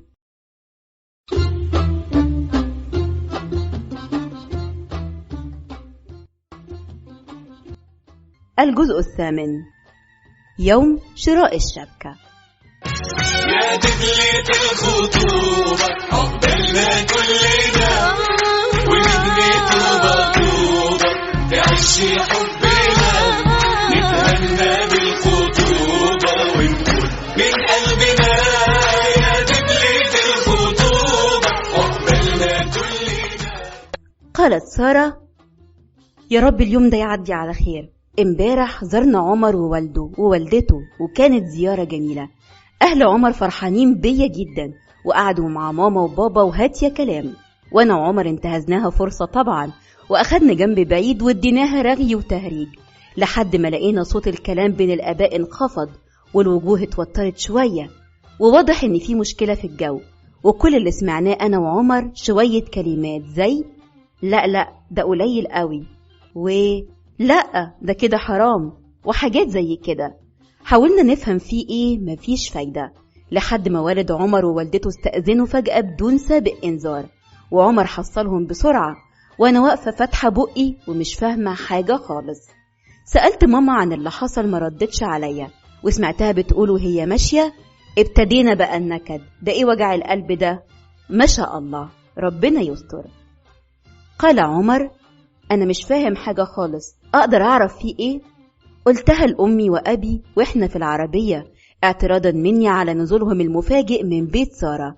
ردت عليا ماما وقالت لي: مش عاجبهم يا سيدي إننا نجيب شبكة ب7,000 جنيه، قال عاوزين شبكة ب10,000. قال هو حد لاقي عرسان في الزمن ده؟ رد عليها بابا: انتي كبرتي الموضوع وقلبتيه فصال وأحرجتينا مع الناس ليه كده؟ حسيت بخجل وارتباك كبير. يا خبر أبيض، دلوقتي سارة تقول علينا إيه؟ قلتها في سري ولم أستطع نطق كلمة، لأني لا أجرؤ حتى على الاعتراض، لأنهم هم من سيدفعون ثمن الشبكة. يا ربي لو كان المال مالي كنت جبت لها كنوز الدنيا. يا ترى يا سارة بتفكري في إيه دلوقتي؟ قالت سارة: النهاردة رايحين نشتري الشبكة، ربنا يستر، البداية لا تبشر بخير. أنا عن نفسي مش مشكلة عندي الشبكة، وأصلا ما بحبش الذهب وأفضل عليه الفضة، لكن المشكلة الحقيقية إن يكون الناس دي بخلة، دي تبقى كارثة. طب وعمر رد فعله هيكون إيه؟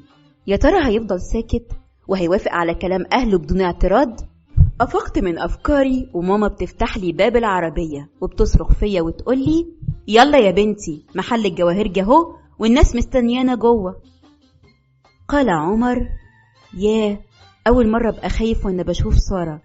أنا بجد خايف أحسن تحصل مشكلة وأنا مش في إيدي حاجة أصلا. مديت إيدي وسلمت على الجميع.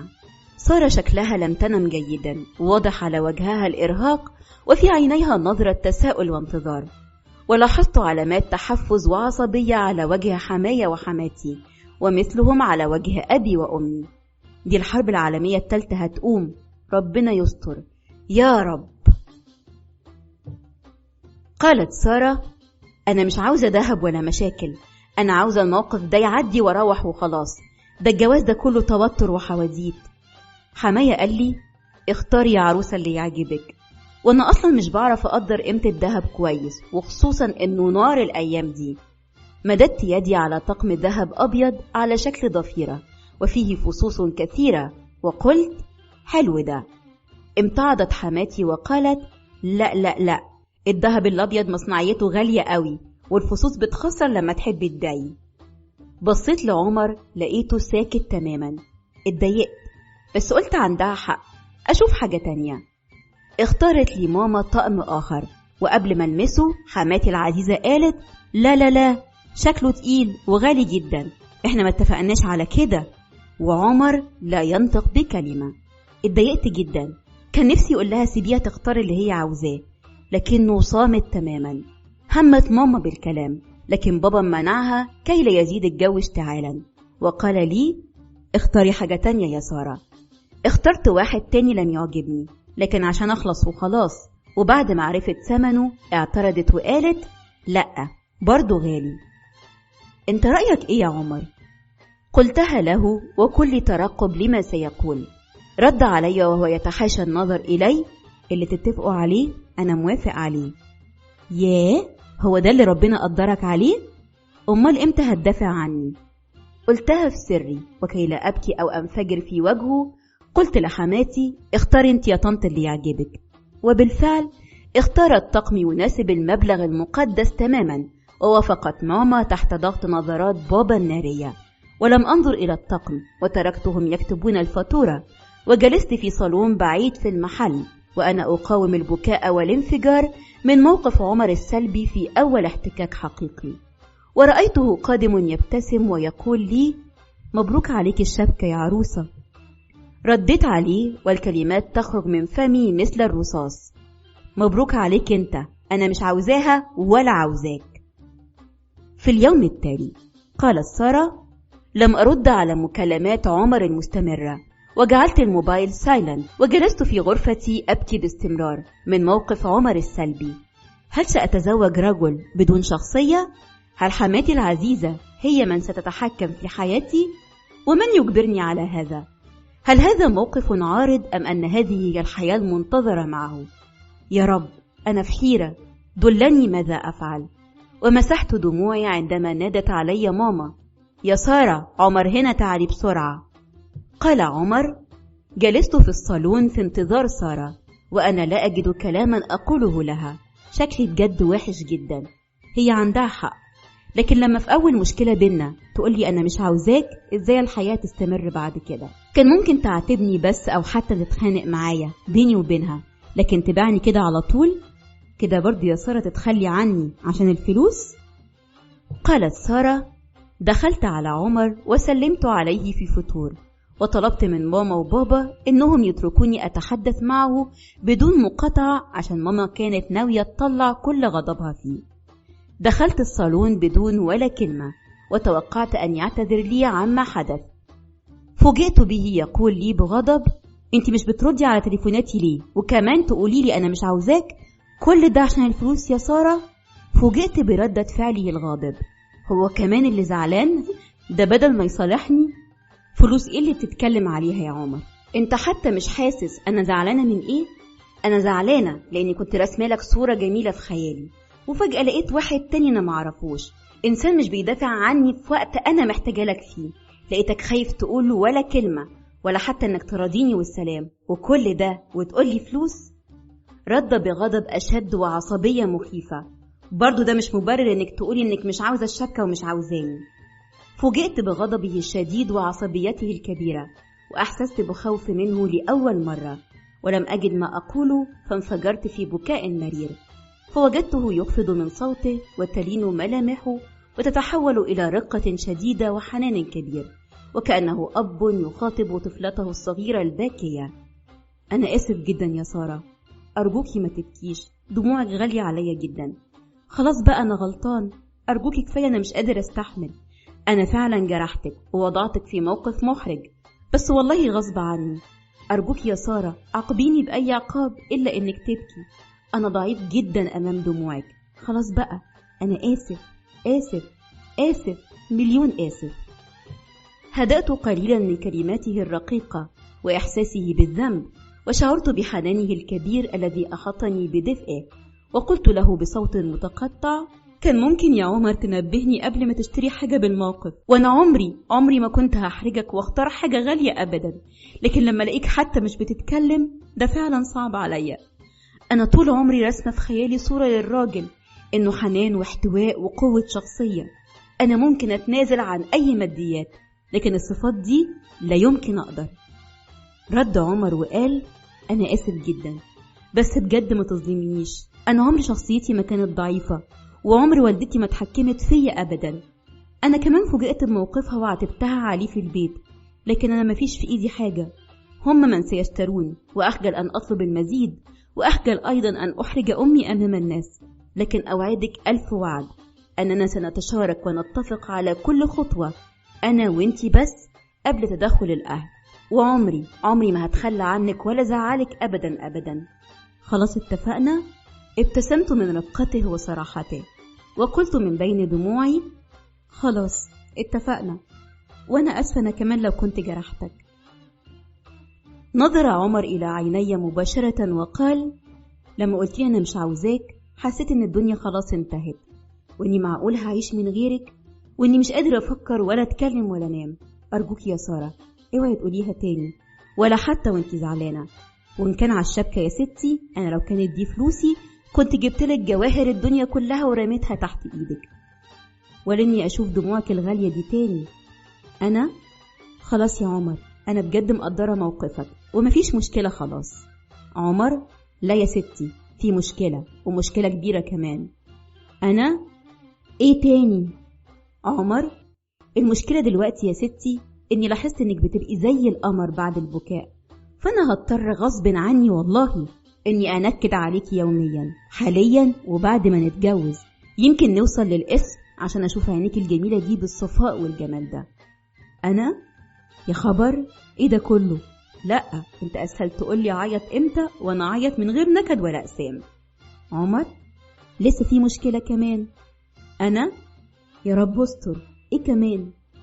عمر: بصي بقى يا ستي، انا اتخذت قرار لا رجع فيه ولا جدال ولا حتى استعطافات، ان حفلة خطوبتنا تكون بعد اسبوعين عشان تلبسي دبلتي للابد، واقول لكل الناس القمر دي ملكي انا، واكتب على قلبي لوحة مكتوب فيها قلب مسكون باجمل ملاك للابد. قلتي ايه يا حبيبتي؟ انا موافقة يا سي السيد.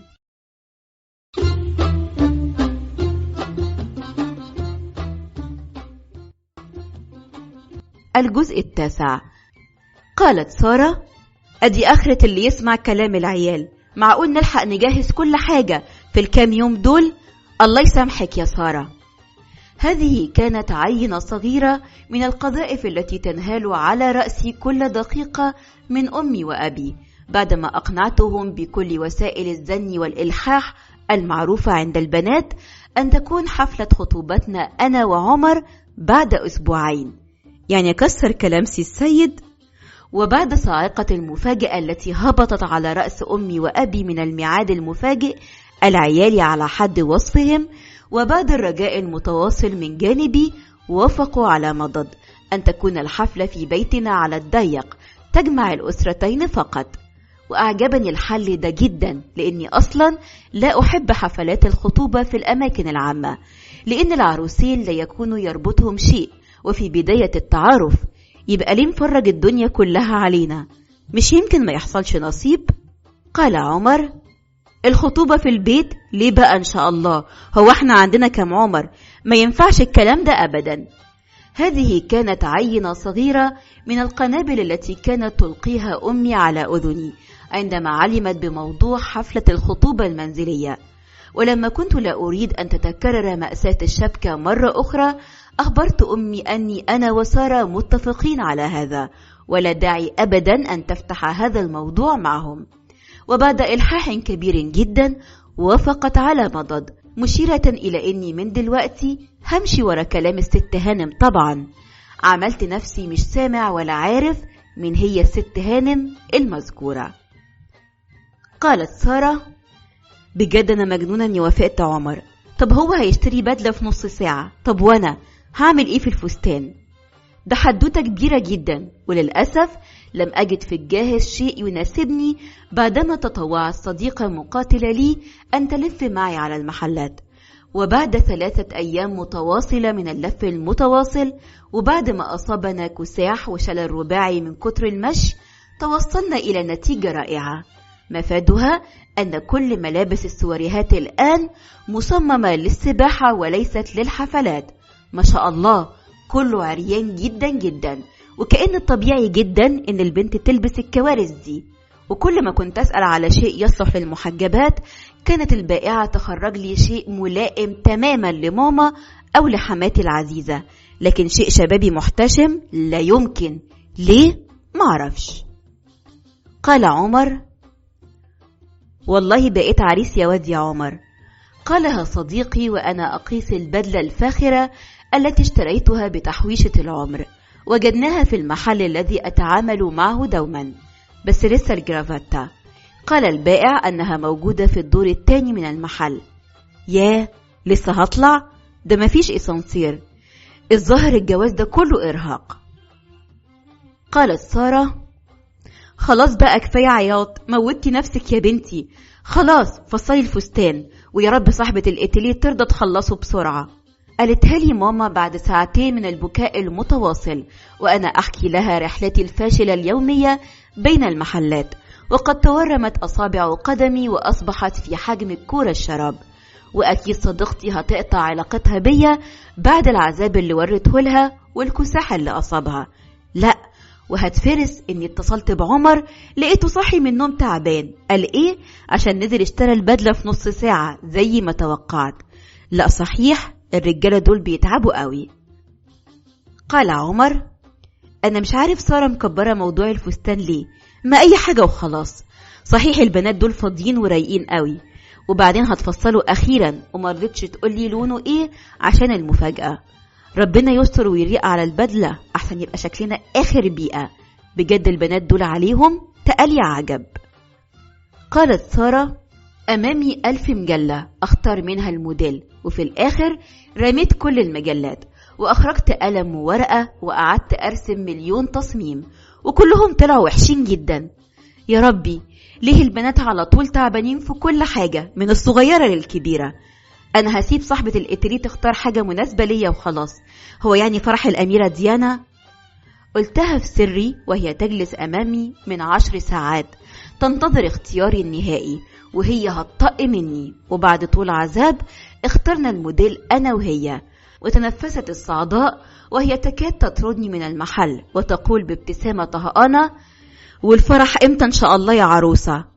رديت وأنا أكاد أجري من أمامها من رد فعلها المتوقع: بعد 10 أيام. وكان الرد: إيه؟ مش ممكن أبدا. قال عمر: هضطر أسيب دقني ما احلقهاش اليومين دول، ولا شعري كمان، حسب تعليمات الكوافير، واستحمل التريقة من أصحابي والعيلة عندنا. يلا أهو الواحد لازم يضحي ويتعب عشان يتجوز. قالت سارة: خلصت كل أنواع الماسكات والصنفرة والكريمات المعروفة والمجهولة، وأي واحدة جاية بتقترح عليا وصفة للبشرة أو الإيدين أجربها فورا.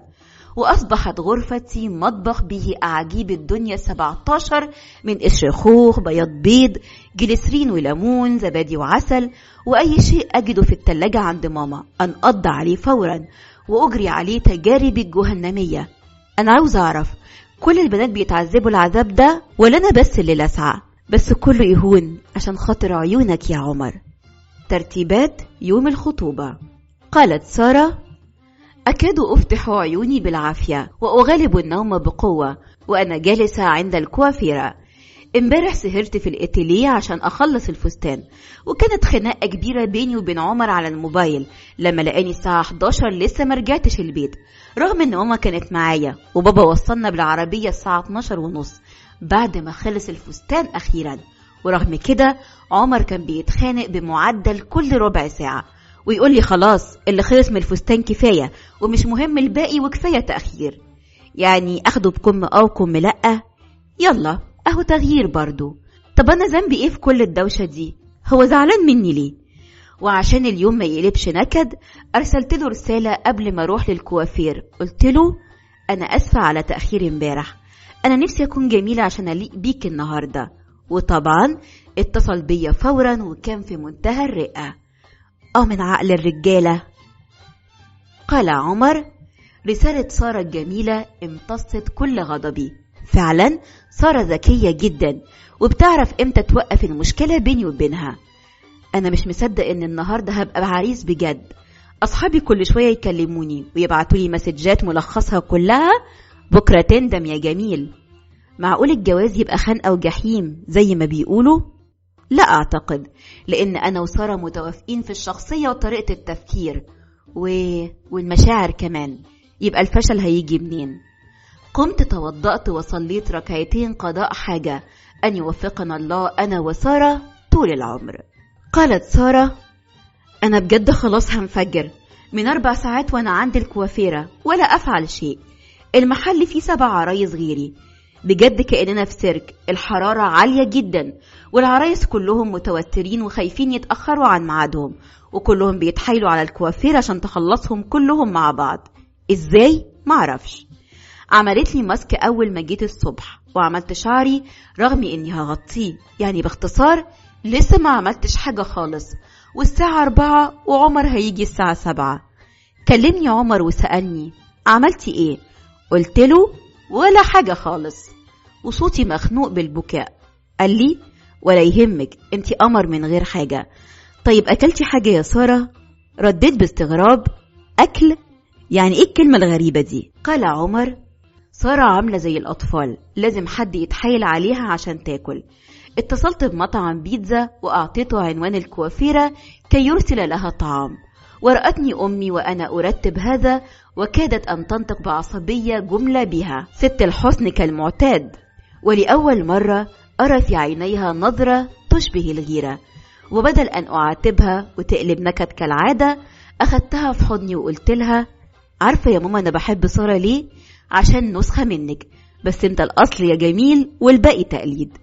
فوجئت بضحكتها الصافية وهي تضمني لها وتدعو لي بالسعادة مع سارة. يا خبر، ماما بتغير عليا؟ قالت سارة: بيتزا للآنسة سارة، العريس بعتها لك. دوت الجملة في مركز التجميل كالرصاصة، وصاحبتها همسات وضحكات مكتومة من بقية العرايس، معناها شايفة عريسها بيحبها ازاي؟ غرقت في الخجل من نظرات الجميع وفتحتها وأنا أتذوق أغلى وألذ بيتزا أكلتها في حياتي. بجد من يقولون إن الحب أهم ما في الحياة لا يعرفون شيئا، أهم ما فيها هو الحنان.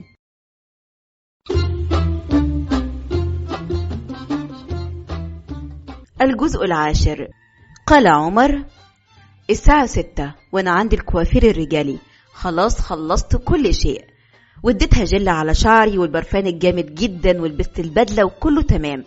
ايش ياكا دي يا واد يا عمر؟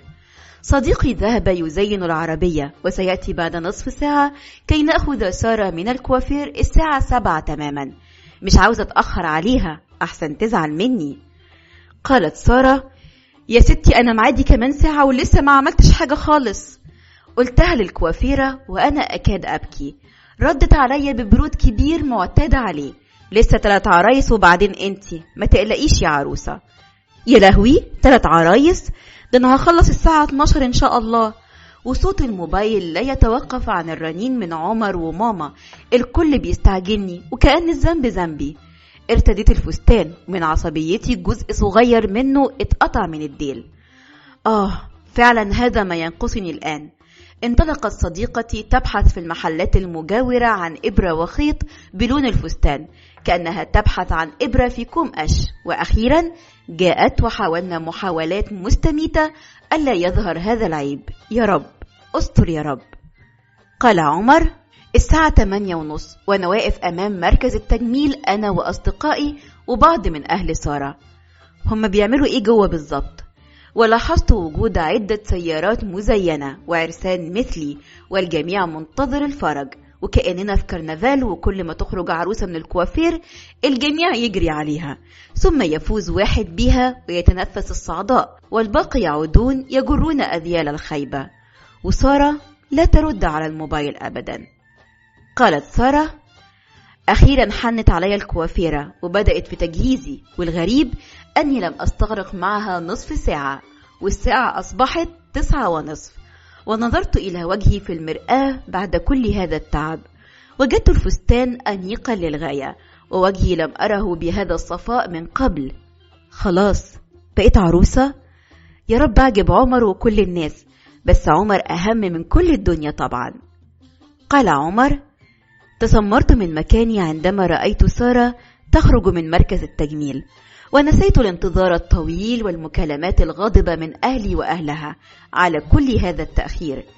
نسيت الدنيا كلها عندما رأيتها تتألق في فستان رائع من اللون الأزرق الصافي المشغول برقة بخيوط فضية خلابة، ووجهها لم أرى أجمل منه في حياتي، وكأن كل نساء الدنيا تجمعت في امرأة واحدة. جريت عليها وهمست لها: بحبك يا سارة. حفلة الخطوبة.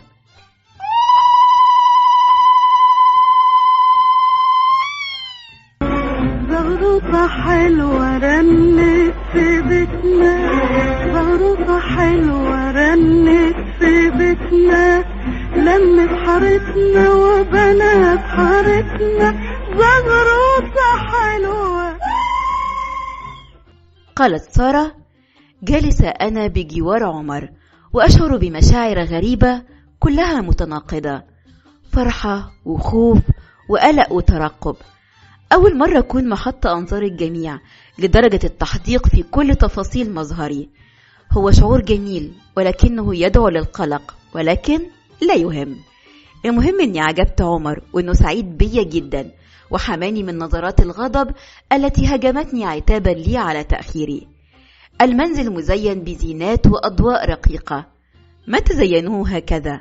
وأفراد الأسرتين موجودين والجميع سعيد، والزغاريت لا تتوقف ما عدا حماتي العزيزة بالطبع. قبلتني ببرود ولامتني على تأخري، ولاحظت أنها طوال الوقت تهمس في أذن ماما بكلمات غريبة. لا أريد ما يعكر صفي الآن، فلتقل ما تريد، أنا وعمر معا والدنيا كلها ملكنا لوحدنا. قال عمر: سارة فاتنة هذه الليلة. كم أحب هذه البنت الجميلة الشقية التي دخلت حياتي فجأة بدون سابق إنذار، فقلبتها رأسا على عقب، وفي أسابيع قليلة أصبحت تملك مفاتيح القلب وتطرق أبواب الروح وتتسلل إلى أركان عقلي فتحتله كما يتسرب الماء الصافي إلى الأرض الجافة فيرويها. أصبحت أهم إنسانة لي في هذه الدنيا. هل سنعيش معا سويا للأبد؟ كم أتمنى هذا. وهل ممكن أن يتحول هذا الحب إلى مشاعر الملل والرتابة في الزواج؟ وكيف يقرر الإنسان فجأة أن يكمل حياته كلها مع إنسان واحد لم يعرفه إلا منذ أيام قليلة؟ إنه أمر صعب لو كان بيد الإنسان. من المؤكد أن مباركة الله للزواج هي ما تيسر هذا، وأنه سبحانه وتعالى هو من يؤلف بين القلوب فيجعل الغريب حبيبا. قالت سارة: الحمد لله أني أصريت على تأجيل كتب الكتاب لفترة، لا أتخيل أن يعقد قراني اليوم على إنسان لم أره سوى من أسابيع قليلة. صحيح أنني أحببت عمر ومقتنعة به، ولكن لا أستطيع حاليا تقبل فكرة الارتباط الأبدي بهذه السرعة. الموسيقى تنساب بقوة، والزغاريد تحيط بنا من كل مكان، شعور لا أعرف كيف أصفه.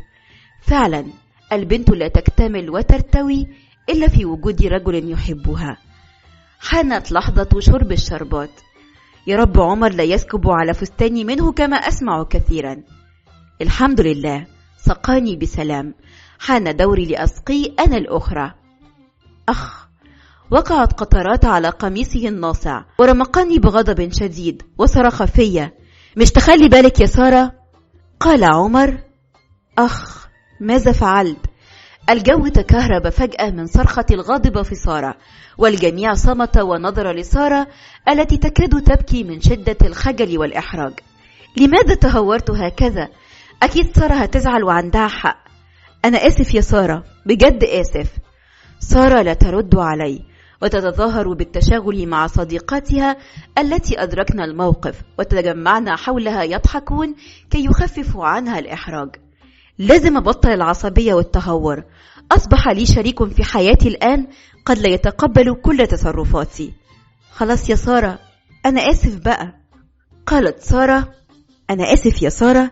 يا سلام، بعد ما أهنتني أمام الناس، لماذا لم تمسك أعصابك أمام هذا الخطأ الغير مقصود؟ هل هذا هو طبعك؟ لا يمكن أن أتحمله، ولا بد أن تكون خلافاتنا بيننا وحدنا، لا أن يكون الجميع طرفا فيها. بجد يا عمر لن أتنازل عن هذا أبدا. قلت هذا كله لعمر وأنا أرسم ابتسامة زائفة أمام الناس كي لا يلاحظوا الخناقة الدائرة بيننا. وبادرني عمر بالاعتذار وعدم تكرار هذا، وأخذت وقتي كي أظهر طبيعية. وحان وقت ارتداء الشبكة، وأصريت أن تلبسني إياها والدة عمر. من ناحية هو لم يصبح زوجي، ومن ناحية أخرى أنا لسه زعلانة منه. قال عمر: يا سلام، ماما هي اللي هتلبس سارة الشبكة؟ ايه الهنا ده؟ يلا بقى القميص والشبكة. طب مين هيلبسني الدبلة بتاعتي؟ البواب؟ ألبست ماما سارة الطقم الذهبي، ثم أوقفتها بإشارة من يدي، وأخذت دبلة سارة واقتربت منها ورجوتها وهمست لها: عشان خاطري يا سارة، أنا نفسي أظل أتذكر هذه اللحظة وأنا أضع اسمي حول إصبعك للأبد. أرجوك عشان خاطري، لن ألمس يدك أساسا. ألف مبروك يا حبيبتي. قالت سارة: حبيبتي؟ أول مرة اسمعها منك يا عمر. والله أنت الله، الدبلة شكلها جميل جدا في صباعي، أجمل من أي خاتم امتلكته في حياتي، وكفاية أن عليها اسم عمر كي تكون أغلى دبلة في الوجود.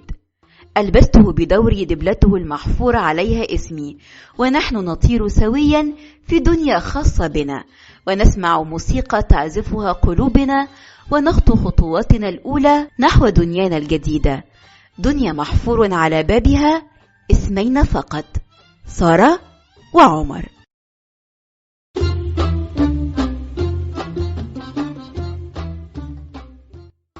الجزء 11 قبل الأخير.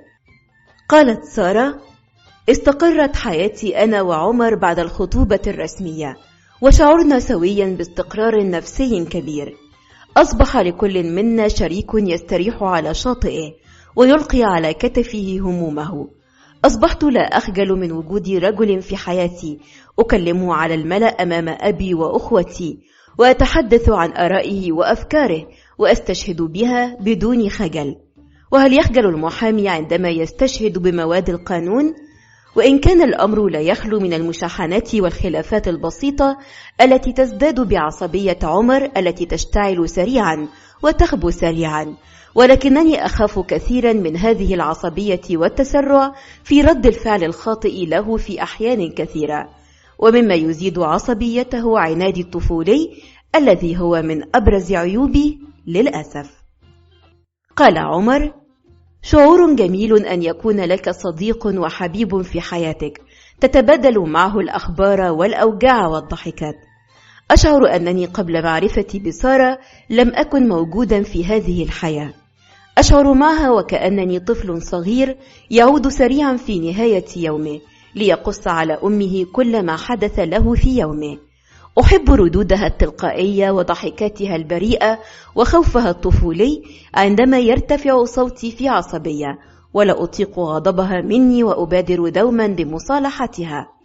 كم أحب وجودك معي يا سارة. قالت سارة: لاحظت أن أكثر أوقات خلافنا أنا وعمر هي عند عودتي من عمل في 4، ولو اتصل بي ووجدني نائمة أو رددت عليه في تعب يختلق أي مشكلة تافهة يغضب عليها. هل يغار عمر من عملي أم من انشغالي عنه لمدة ساعات في اليوم، رغم أني أحادثه من عملي تليفونيا، وأصلا عملي من 8 حتى 4 زي ناس كثيرين جدا. أمال لو كنت طبيبة وأبات في المستشفى كان عمل إيه؟ أكيد كان انتحر. راودتني شكوك حول الموضوع واشتكيت لأمي، فقالت لي: طبيعة الرجل دوما أنانية، لا يريد أن يشغلك عنه أحد آخر حتى لو كان عملك ونجاحك. استحملي يا بنتي، ولا تفتحي معه هذا الموضوع حتى يفتحه هو. ولم أنتظر طويلا حتى جاء يوم وكلمني في التليفون بعد عملي كالمعتاد، وكنت هموت ونام ساعة، فكنت أرد عليه سريعا، فلاحظ ذلك وقال لي مباشرة: سارة، انت الشغل ده مهم عندك قوي؟ قلت: يعني ايه مهم يا عمر؟ هو يعني فستان اخده ولا سيبه؟ ده شغلي ونجاحي. وبعدين قصدك ايه؟ رد علي بحدة: قصدي انك يا ريت تسيبيه بعد الجواز، ويا ريت من دلوقتي. رددت عليه بذهول: بتقول ايه يا عمر؟ ليه ده كله؟ هو شغلي مضايقك في ايه بس؟ قال عمر: انا مبحبش مراتي تشتغل وترجع البيت الساعة 5 وتتبهدل في المواصلات، عشان ايه ده كله؟ قلت له في صوت عالي بعض الشيء: طيب ما قلتش ده ليه قبل الخطوبة، وتقدمت لي ليه اصلا وانت عارف اني بشتغل؟ فوجئ عمر من رد فعلي الهجومي، وكأنه كان يتوقع الطاعة المطلقة. يعني لو كنت قلت لك ده قبل الخطوبة كنت ما وافقتيش عليا؟ رددت بعناد وبتسرع: طبعا. صمت عمر وتألم من ردي القاسي ولم يرد. حاولت تهدئة الجو قبل أن تثور ثائرته، وقلت له: يا عمر من فضلك افهمني، ليه دايما الراجل أول ما يشوف بنته تعجبه يعجبه نشاطها ونجاحها في العمل وطموحها وثقافتها، ويتقرب لها من الجانب ده، ولما خلاص تصبح ملكه يسعى جاهدا أن يجعلها صورة من جدته، لا تخرج ولا تعمل ولا تبدي أي آراء إلا من خلاله، ثم بعد هذا يشتكي من تغيرها بعد الزواج. رد عمر: أنا مش عاوز أخليكي زي جدتي ولا حاجة، أنا بس مش عاوزك تشتغلي، فيها حاجة دي؟ فقلت: أنا كان مفروض تكون صريح معايا أول ما تقابلنا وتقولي الكلام ده، وأنا اللي قرر حياتي هتكون إزاي معاك، إما وافق أو أرفض، لكن أنت بتحطني كده قدام الأمر الواقع. رد بعصبية كبيرة: يعني أنا خدعتك يا سارة؟ قصدك كده؟ حاولت تهدئته فقلت له: يا سيدي ولا خدعتني ولا حاجة. طب أنت إيه اللي مضايقك من شغلي؟ قال: تقدري تقوليلي لما نتجوز هتراعي البيت إزاي وأنت بترجعي المغرب، ولما نخلف هتسيبي البيبي فين الوقت ده كله؟ رددت علي: هو أنا أول إنسانة في الكون بتشتغل؟ أكيد كل دي حياة ملايين الستات مش أنا بس. قال بضيق: أنا بتضايق من عنادك ده يا سارة. استفزتني الكلمة فقلت: ده مش عند، ده حق ليا أني أكون ناجحة. المفروض وجودنا في حياة بعض يخلينا احنا الاتنين ناجحين، مش واحد ينجح والتاني يكون مجرد ظل باهت للآخر وخلاص. قال بعصبية: يعني انتي مش عاوزة تسمعي كلامي؟ رددت بعناد أكبر: أسمع كلامك لما يكون في منطق، لكن لما يكون تحكم وخلاص وفرض رأي أنا أسفة، مش هقدر أسيب شغلي بدون مبررات كافية. قال: ده آخر كلام عندك؟ أحسست أن كلمته دي بداية مشكلة كبيرة، ومع ذلك رددت بعناد كبير: أيوة. وانتهت المناقشة بقوله: خلاص انت اللي اخترت يا سارة. بعد أيام قالت سارة: أول مرة نتخاصم أنا وعمر من يوم ما اتخطبنا، اتخانقنا كتير لكن كنا بنتصالح سريعا، والحق يقال كان هو دايما من يبادر بصلحي حتى لو كنت أنا المخطئة. إحساس البعد سيء جدا. شعرت أن أيام الخصام القصيرة مرت كأنها شهور طويلة. لم يحادثني في التليفون ولم يرسل لي رسالة ولا حتى رنة من الموبايل. وأنا كرامتي منعتني أن أبدأ أنا بالحديث. لماذا يضغط علي بهذا الأسلوب كي يرغمني على التنازل عن مستقبلي؟ وهل هذا آخر تنازل أم أن سلسلة التنازلات لن تنتهي؟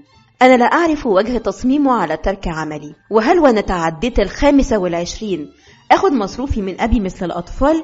ومتى أنضج وأتعلم الاستقلالية إذن؟ في سن 60؟ يبدو أن الرجل يريد من زوجته أن تكون تابعا له بلا أي شخصية. كده يا عمر هنت عليك؟ قال عمر: كده يا سارة هنت عليكي؟ لم تفكر أن تتصل بي ولا مرة، حتى ولو من باب الاطمئنان علي. أنا الذي عودتها على هذا الأسلوب. في كل مرة نختلف أبادر أنا بمصالحتها حتى لو كانت هي المخطئة. أنا بجد دلعتها كتير، وممكن تظن إنها متحكمة فيا بهذا الأسلوب أو إن شخصيتي ضعيفة. لا، أنا مش هسأل عليها المرة دي، مع إني هتجنن واسمع صوتها، بس هي لازم تسمع كلامي وتطعني بلا نقاش، وبرضه مش هتصل. قالت سارة: درجة حرارتي ارتفعت من الإنفلونزا وأشعر بصداع رهيب ألزمني الفراش. يبدو أن هذا مرض نفسي زي ما بيقولوا. ووجدتها حجة مقنعة كي أبكي براحتي وأتحجج بالصداع. لاحظت أمي أن عمر لا يتصل ولا يأتي منذ أسبوع، فسألتني عن السبب، فتحججت بحجج واهية. فقالت لي: اسألي عنه انت يا سارة، الرجل بيحب دايما أن يشعر باهتمام كبير مثل الطفل تماما.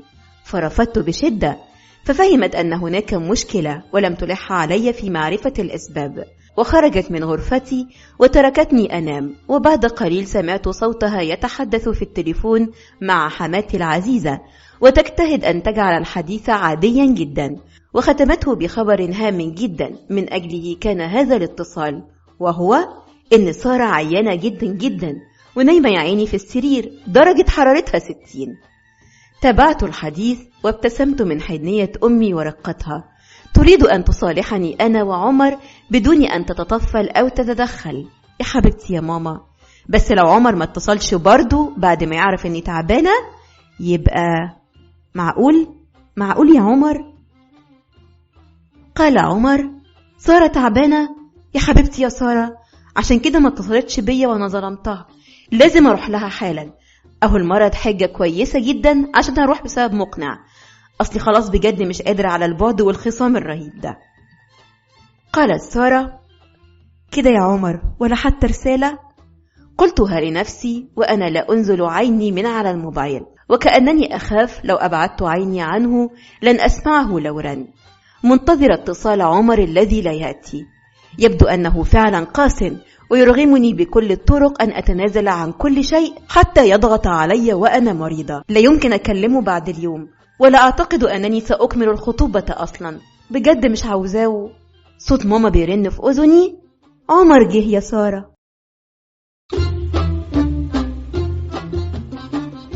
الجزء 12 والأخير. قال عمر: نسيت كل خلافي مع سارة وزعلي منها عندما رأيتها وهي متعبة محمرة العينين مرهقة كأنها لم تنم من سنين، وهتفت بها في قلق كبير أول ما رأيتها. ألف سلامة عليكي، إن شاء الله أنا وإنتي لأ. ردت علي: بعد الشر عنك يا عمر، أنا الحمد لله بخير. همست بالكلمات في صوت خفيض: أول ما عرفت إنك تعبانة جيت جري. خلي بالك من نفسك يا سارة، انتي دلوقتي مش بتاعتك لوحدك، لأ بتاعتي أنا كمان. سارة؟ أنا؟ انتي زعلانة مني؟ سارة؟ أنا؟ خلاص بقى، حقك عليا. أنا فعلا أخدت الموضوع بعصبية شوية، بس أنا خايف عليكي مش أكتر. سارة؟ كان ممكن نتناقش في الموضوع بهدوء ومن غير ما حد يفرض سيطرته ولا يحاول يلغي شخصية الطرف التاني. أنا؟ طيب لو قلتلك عشان خاطري فكري في موضوع الشغل ده تاني تقولي ايه؟ سارة؟ اقول خاطرك غالي عليا جدا، واني بالاسلوب ده فعلا ممكن افكر في حل وسط، مثلا اني بعد الجواز ادور على شغل مواعيده بدري عن كده، في حضانة مثلا عشان البيت والبيبي. موافق؟ أنا موافق جدا. وهنسميه إيه؟ سارة؟ هو مين؟ أنا؟ البيبي. قالت سارة: الأيام تمر سريعة جدا، لا أصدق أن مر على خطوبتنا 4 أشهر أنا وعمر، وخاصة عندما بدأنا في المأساة المسماة جهاز العروسة أو الشوار زي ما في ناس بيسموه، وكلا الاسمين اسم على مسمى، فسموه جهاز لأنه بيجهز على كل طاقتك المادية والجسدية والمعنوية، والشوار لأنك بتدخلي في مشاورات وخناقات رهيبة بتنتهي غالبا بحروب. لا أدري لماذا كل هذه التعقيدات التي يضعونها في طريق تجهيز عش الزوجية، وخاصة مستلزمات العروسة المسماة ظلما وافتراء الرفايع، على اعتبار أنها أشياء بسيطة لا تذكر من رفعها، وهي في الأصل تآيل مش رفايع. بجد العروسة مطلوب منها جبال من الأشياء التي أكاد أجزم أن ربعها فقط الذي يستخدم في الواقع، والباقي يرص فقط في النيش والدواليب لزوم المنظرة فقط. الآن فقط عرفت لماذا كان أبي وأمي يصرون أن أدخر نصف مرتبي لجهازي. هل وأنا كنت زعلانة؟ يا ريتهم ادخروه كله عشان المليون طلب اللي ورايا. قال عمر: يا بخت العروسة، ايه الظلم الرهيب اللي واقع على العريس ده؟ مطلوب منه يشتري أو يأجر شقة ويجهزها على الأقل 3 غرف، ده غير الأجهزة الكهربائية والفرح والشبكة إلى آخره إلى آخره إلى آخره. ليه ده كله؟ ما أنا كنت سلطان زماني، والعروسة تجيب شوية رفايع وتقول إنها جهزت. والله حرام. سارة رفضت رفض تام أن نسكن مع أبي وأمي، وبصراحة معها حق. كيف نشعر أنا وهي أن لنا مملكتنا المستقلة وعشنا الدافئ، لكن الشقق الإيجار الجديد إيجارها نار، والتمليك طبعا من 10 المستحيلات. ربنا يستر ونلاقي شقة إيجارها معقول وتكون مناسبة. الحمد لله إن سارة ما وافقتش على ترك الشغل، كان زماننا كل أول شهر واقفين على باب الحسين أو السيدة. طبعا مفهوم بنعمل إيه. قالت سارة: الزوم إن الواحد يجيب من كل حاجة نسختين، واحد للاستعمال والتانية منظرة، يعني طقم صيني للاستعمال وسيرفيس ماركة غالية جدا يبقى محنط في النيش، ومعالق الاستعمال، وأخرى في حقيبة دبلوماسية براقة سعرها فلكي. هددتني أمي لو لمستها ستبلغ عني البوليس، وأغلب الظن إن الحاجات دي سأستعملها لما خطيب بنتي كمان 30 سنة يجي يزورنا، ده غير 1000 طقم، مثل طقم للشربات وطقم للتورتة وآخر للكاكاو وآخر للآيس كريم وآخر للخشاف. مش عارفة خشاف إيه ده، مش ممكن المنظرة دي كلها. ويقولوا البنات بيعنسوا ليه؟ أكيد من قائمة المتفجرات اللي بتنفجر في وجه أي 2 بيفكروا مجرد تفكير في الارتباط الحلال. رغم أن أمي أخبرتني أنها في زواجها كانت لا تملك أي من الأجهزة الكهربائية غير البوتاجاز، ومن عملها هي وأبي أحضروا الغسالة العادية ثم الثلاجة، ولم يفكروا في التلفزيون إلا بعد سنين، رغم أنهما هما الاثنين من عائلات محترمة. ولكن كانت النظرة للزواج عملية وبسيطة، ولا وجه للمقارنات الفارغة بين أي بيت والآخر. وأنا رأيي عندما يبني الاثنين عشهما سيكون من المستحيل أن يفرطوا فيه أبدا. لكن الآن نرى حالات طلاق بعد شهور، لأن العروسين وجدوا منزلا جاهزا من كل شيء حتى التكييف والدش، ولم يتعبوا فيه لحظة، فلماذا يتحمل كي يظل هذا المنزل قائما؟ قال عمر: يا سلام، معارض الموبيليا في مصر معمولة عشان العريس اللي في 50 ربيع. الحجرة الواحدة المعقولة محتاجة اني اوفر مرتبي لمدة 10 شهور متواصلة على الاقل، بدون اكل ولا شرب، ولو امكن بدون منام. لا حل اذن الا ان ننفذ الحجرات عند نجار شاطر، وبالطبع ابي هو من سيدفع. طيب، ومن اهله لا يستطيعون مساعدته كيف يتزوج؟ وكيف يقي نفسه من الوقوع في الخطأ وفي دائرة الحرام؟ معادلة مستحيلة الحل، وتزداد تعقيدا بطلبات الأهل المغالى فيها. ورغم أني مهندس وخريج إحدى كليات القمة وأعمل 10 ساعات يوميا، ومع ذلك لا أستطيع تزويج نفسي. واضح أن زماننا هذا ليس لنا. قالت سارة: لا يمكن أشتري مفرش للسرير ليوم الزفاف ب700 جنيه من أجل يوم واحد الناس يتفرجوا عليه وخلاص يترمي. بجد ربنا يحاسبنا على هذا التبذير، وهنسأل عليه يوم القيامة. ولأول مرة أنتصر في معركتي مع أمي، وأصررت على عدم شراءه واستبداله بمفرش بسيط جدا ب150 جنيه فقط، ولم أستجب لتهديدات أمي إن حماتي لن يفوتها هذا فلتقل ما تريد، هذا منزلي أنا وليس أي أحد، ولو تركت نفسي خائفة من تعليقات كل الناس لن أتزوج إلا بعد أن أبلغ من العمر أرذلة، وبرضه لن أرضي أحد. قارنت بين مجلة نسائية قديمة اشتريتها من سور الأزبكية يرجع تاريخها لأواخر الستينيات زمن تحقيق الأحلام، وبين مجلة حديثة نسائية برضو. وجدت في القديمة باب كامل اسمه المنزل السعيد، وكله أفكار عملية رائعة عن فرش المنزل وتجميله بأبسط التكاليف، وكيفية الاستغناء عن أشياء كثيرة لا لزوم لها، وبجد الصور في غاية الرئة والعملية والبسيطة. والمجلة الحديثة تتحدث عن الفورفورجي في غرفة النوم، وكيفية تلميع الباركيه، ومزايا التكييف السبليت عن الشباك في منزل العروسين. يبدو أنهم يتحدثون عن عرائس من القمر وعرسان من المريخ. يوم الزفاف. بارت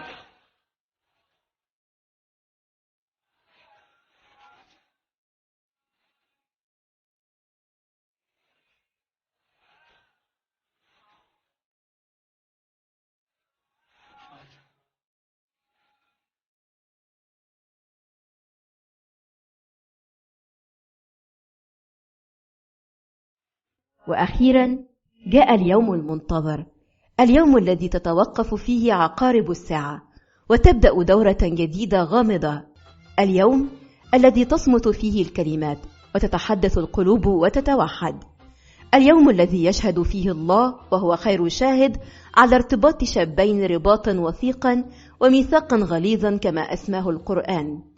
يوم الزفاف، كل ما كان محرما يصبح حلالا بكلمة الله، كل ما كان مجهولا غامضا يصبح سهل المنال. يوم تتغير وجوه الأحبة ونفارق وجوها عاشرناها سنوات طوال، ونعشق وجوها أخرى، ونسكن منازل جديدة غامضة لا نعرف ماذا ينتظرنا بها، السعادة أم الشقاء. الفتاة التي طالما خجلت من وجود أخيها أو أبيها معها في منزلها تصبح زوجة وأنثى مكتملة الأنوثة، لها رجل لا تخجل معه من شيء، تشاركه أفراحه وأحزانه وكلماته وغضبه وحنانه ومشاعره، وتهدهده كطفلها البكر، وتربط على كتفه إذا غضب، ويلقي على صدرها كل همومه وأسراره. ومع هذه الأسرار والأحلام ينمو البيت الصغير، وتكبر جدرانه وتمتد جذوره في أرض الواقع، ليصبح هذا البيت القلعة الحصينة التي يرفض الزوجان المساس بها من أي غريب، ويصبح البيت الجديد أحب مكان على الأرض يأوي الحبيبين. أفكار كثيرة تدور اليوم في عقل العروسين سارة وعمر بلا تفرقة اليوم، لأنهما أصبحا كيانا واحدا.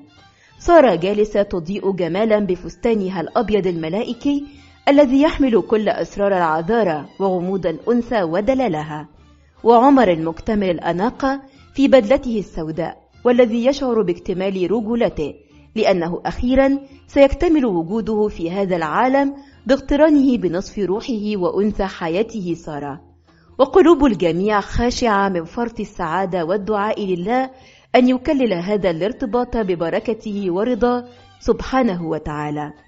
وأذان الجميع متعلقة بشفاه المأذون الذي يتلو آيات المودة والرحمة ويقول خطبة الزواج، ويتوقف عند آية وأخذنا منكم ميثاقا غليظا، ليوصي بها عمر أن الرجل يأخذ زوجته أميرة من منزل أهلها ويعقد معهم ميثاقا غليظا بأن لا يجعلها أسيرة في منزله، فلا ينسى هذا العهد أبدا، ويوصيه بأخلاق الرسول مع زوجاته. ثم يوصي سارة أن تجعل زوجها قرة عينها ووطنها الذي لا ترضى عنه بديلا، وتلمع العيون سعادة وخشوعا عندما يعلن المأذون أنهما الآن زوجين أمام الله وأمام العالم.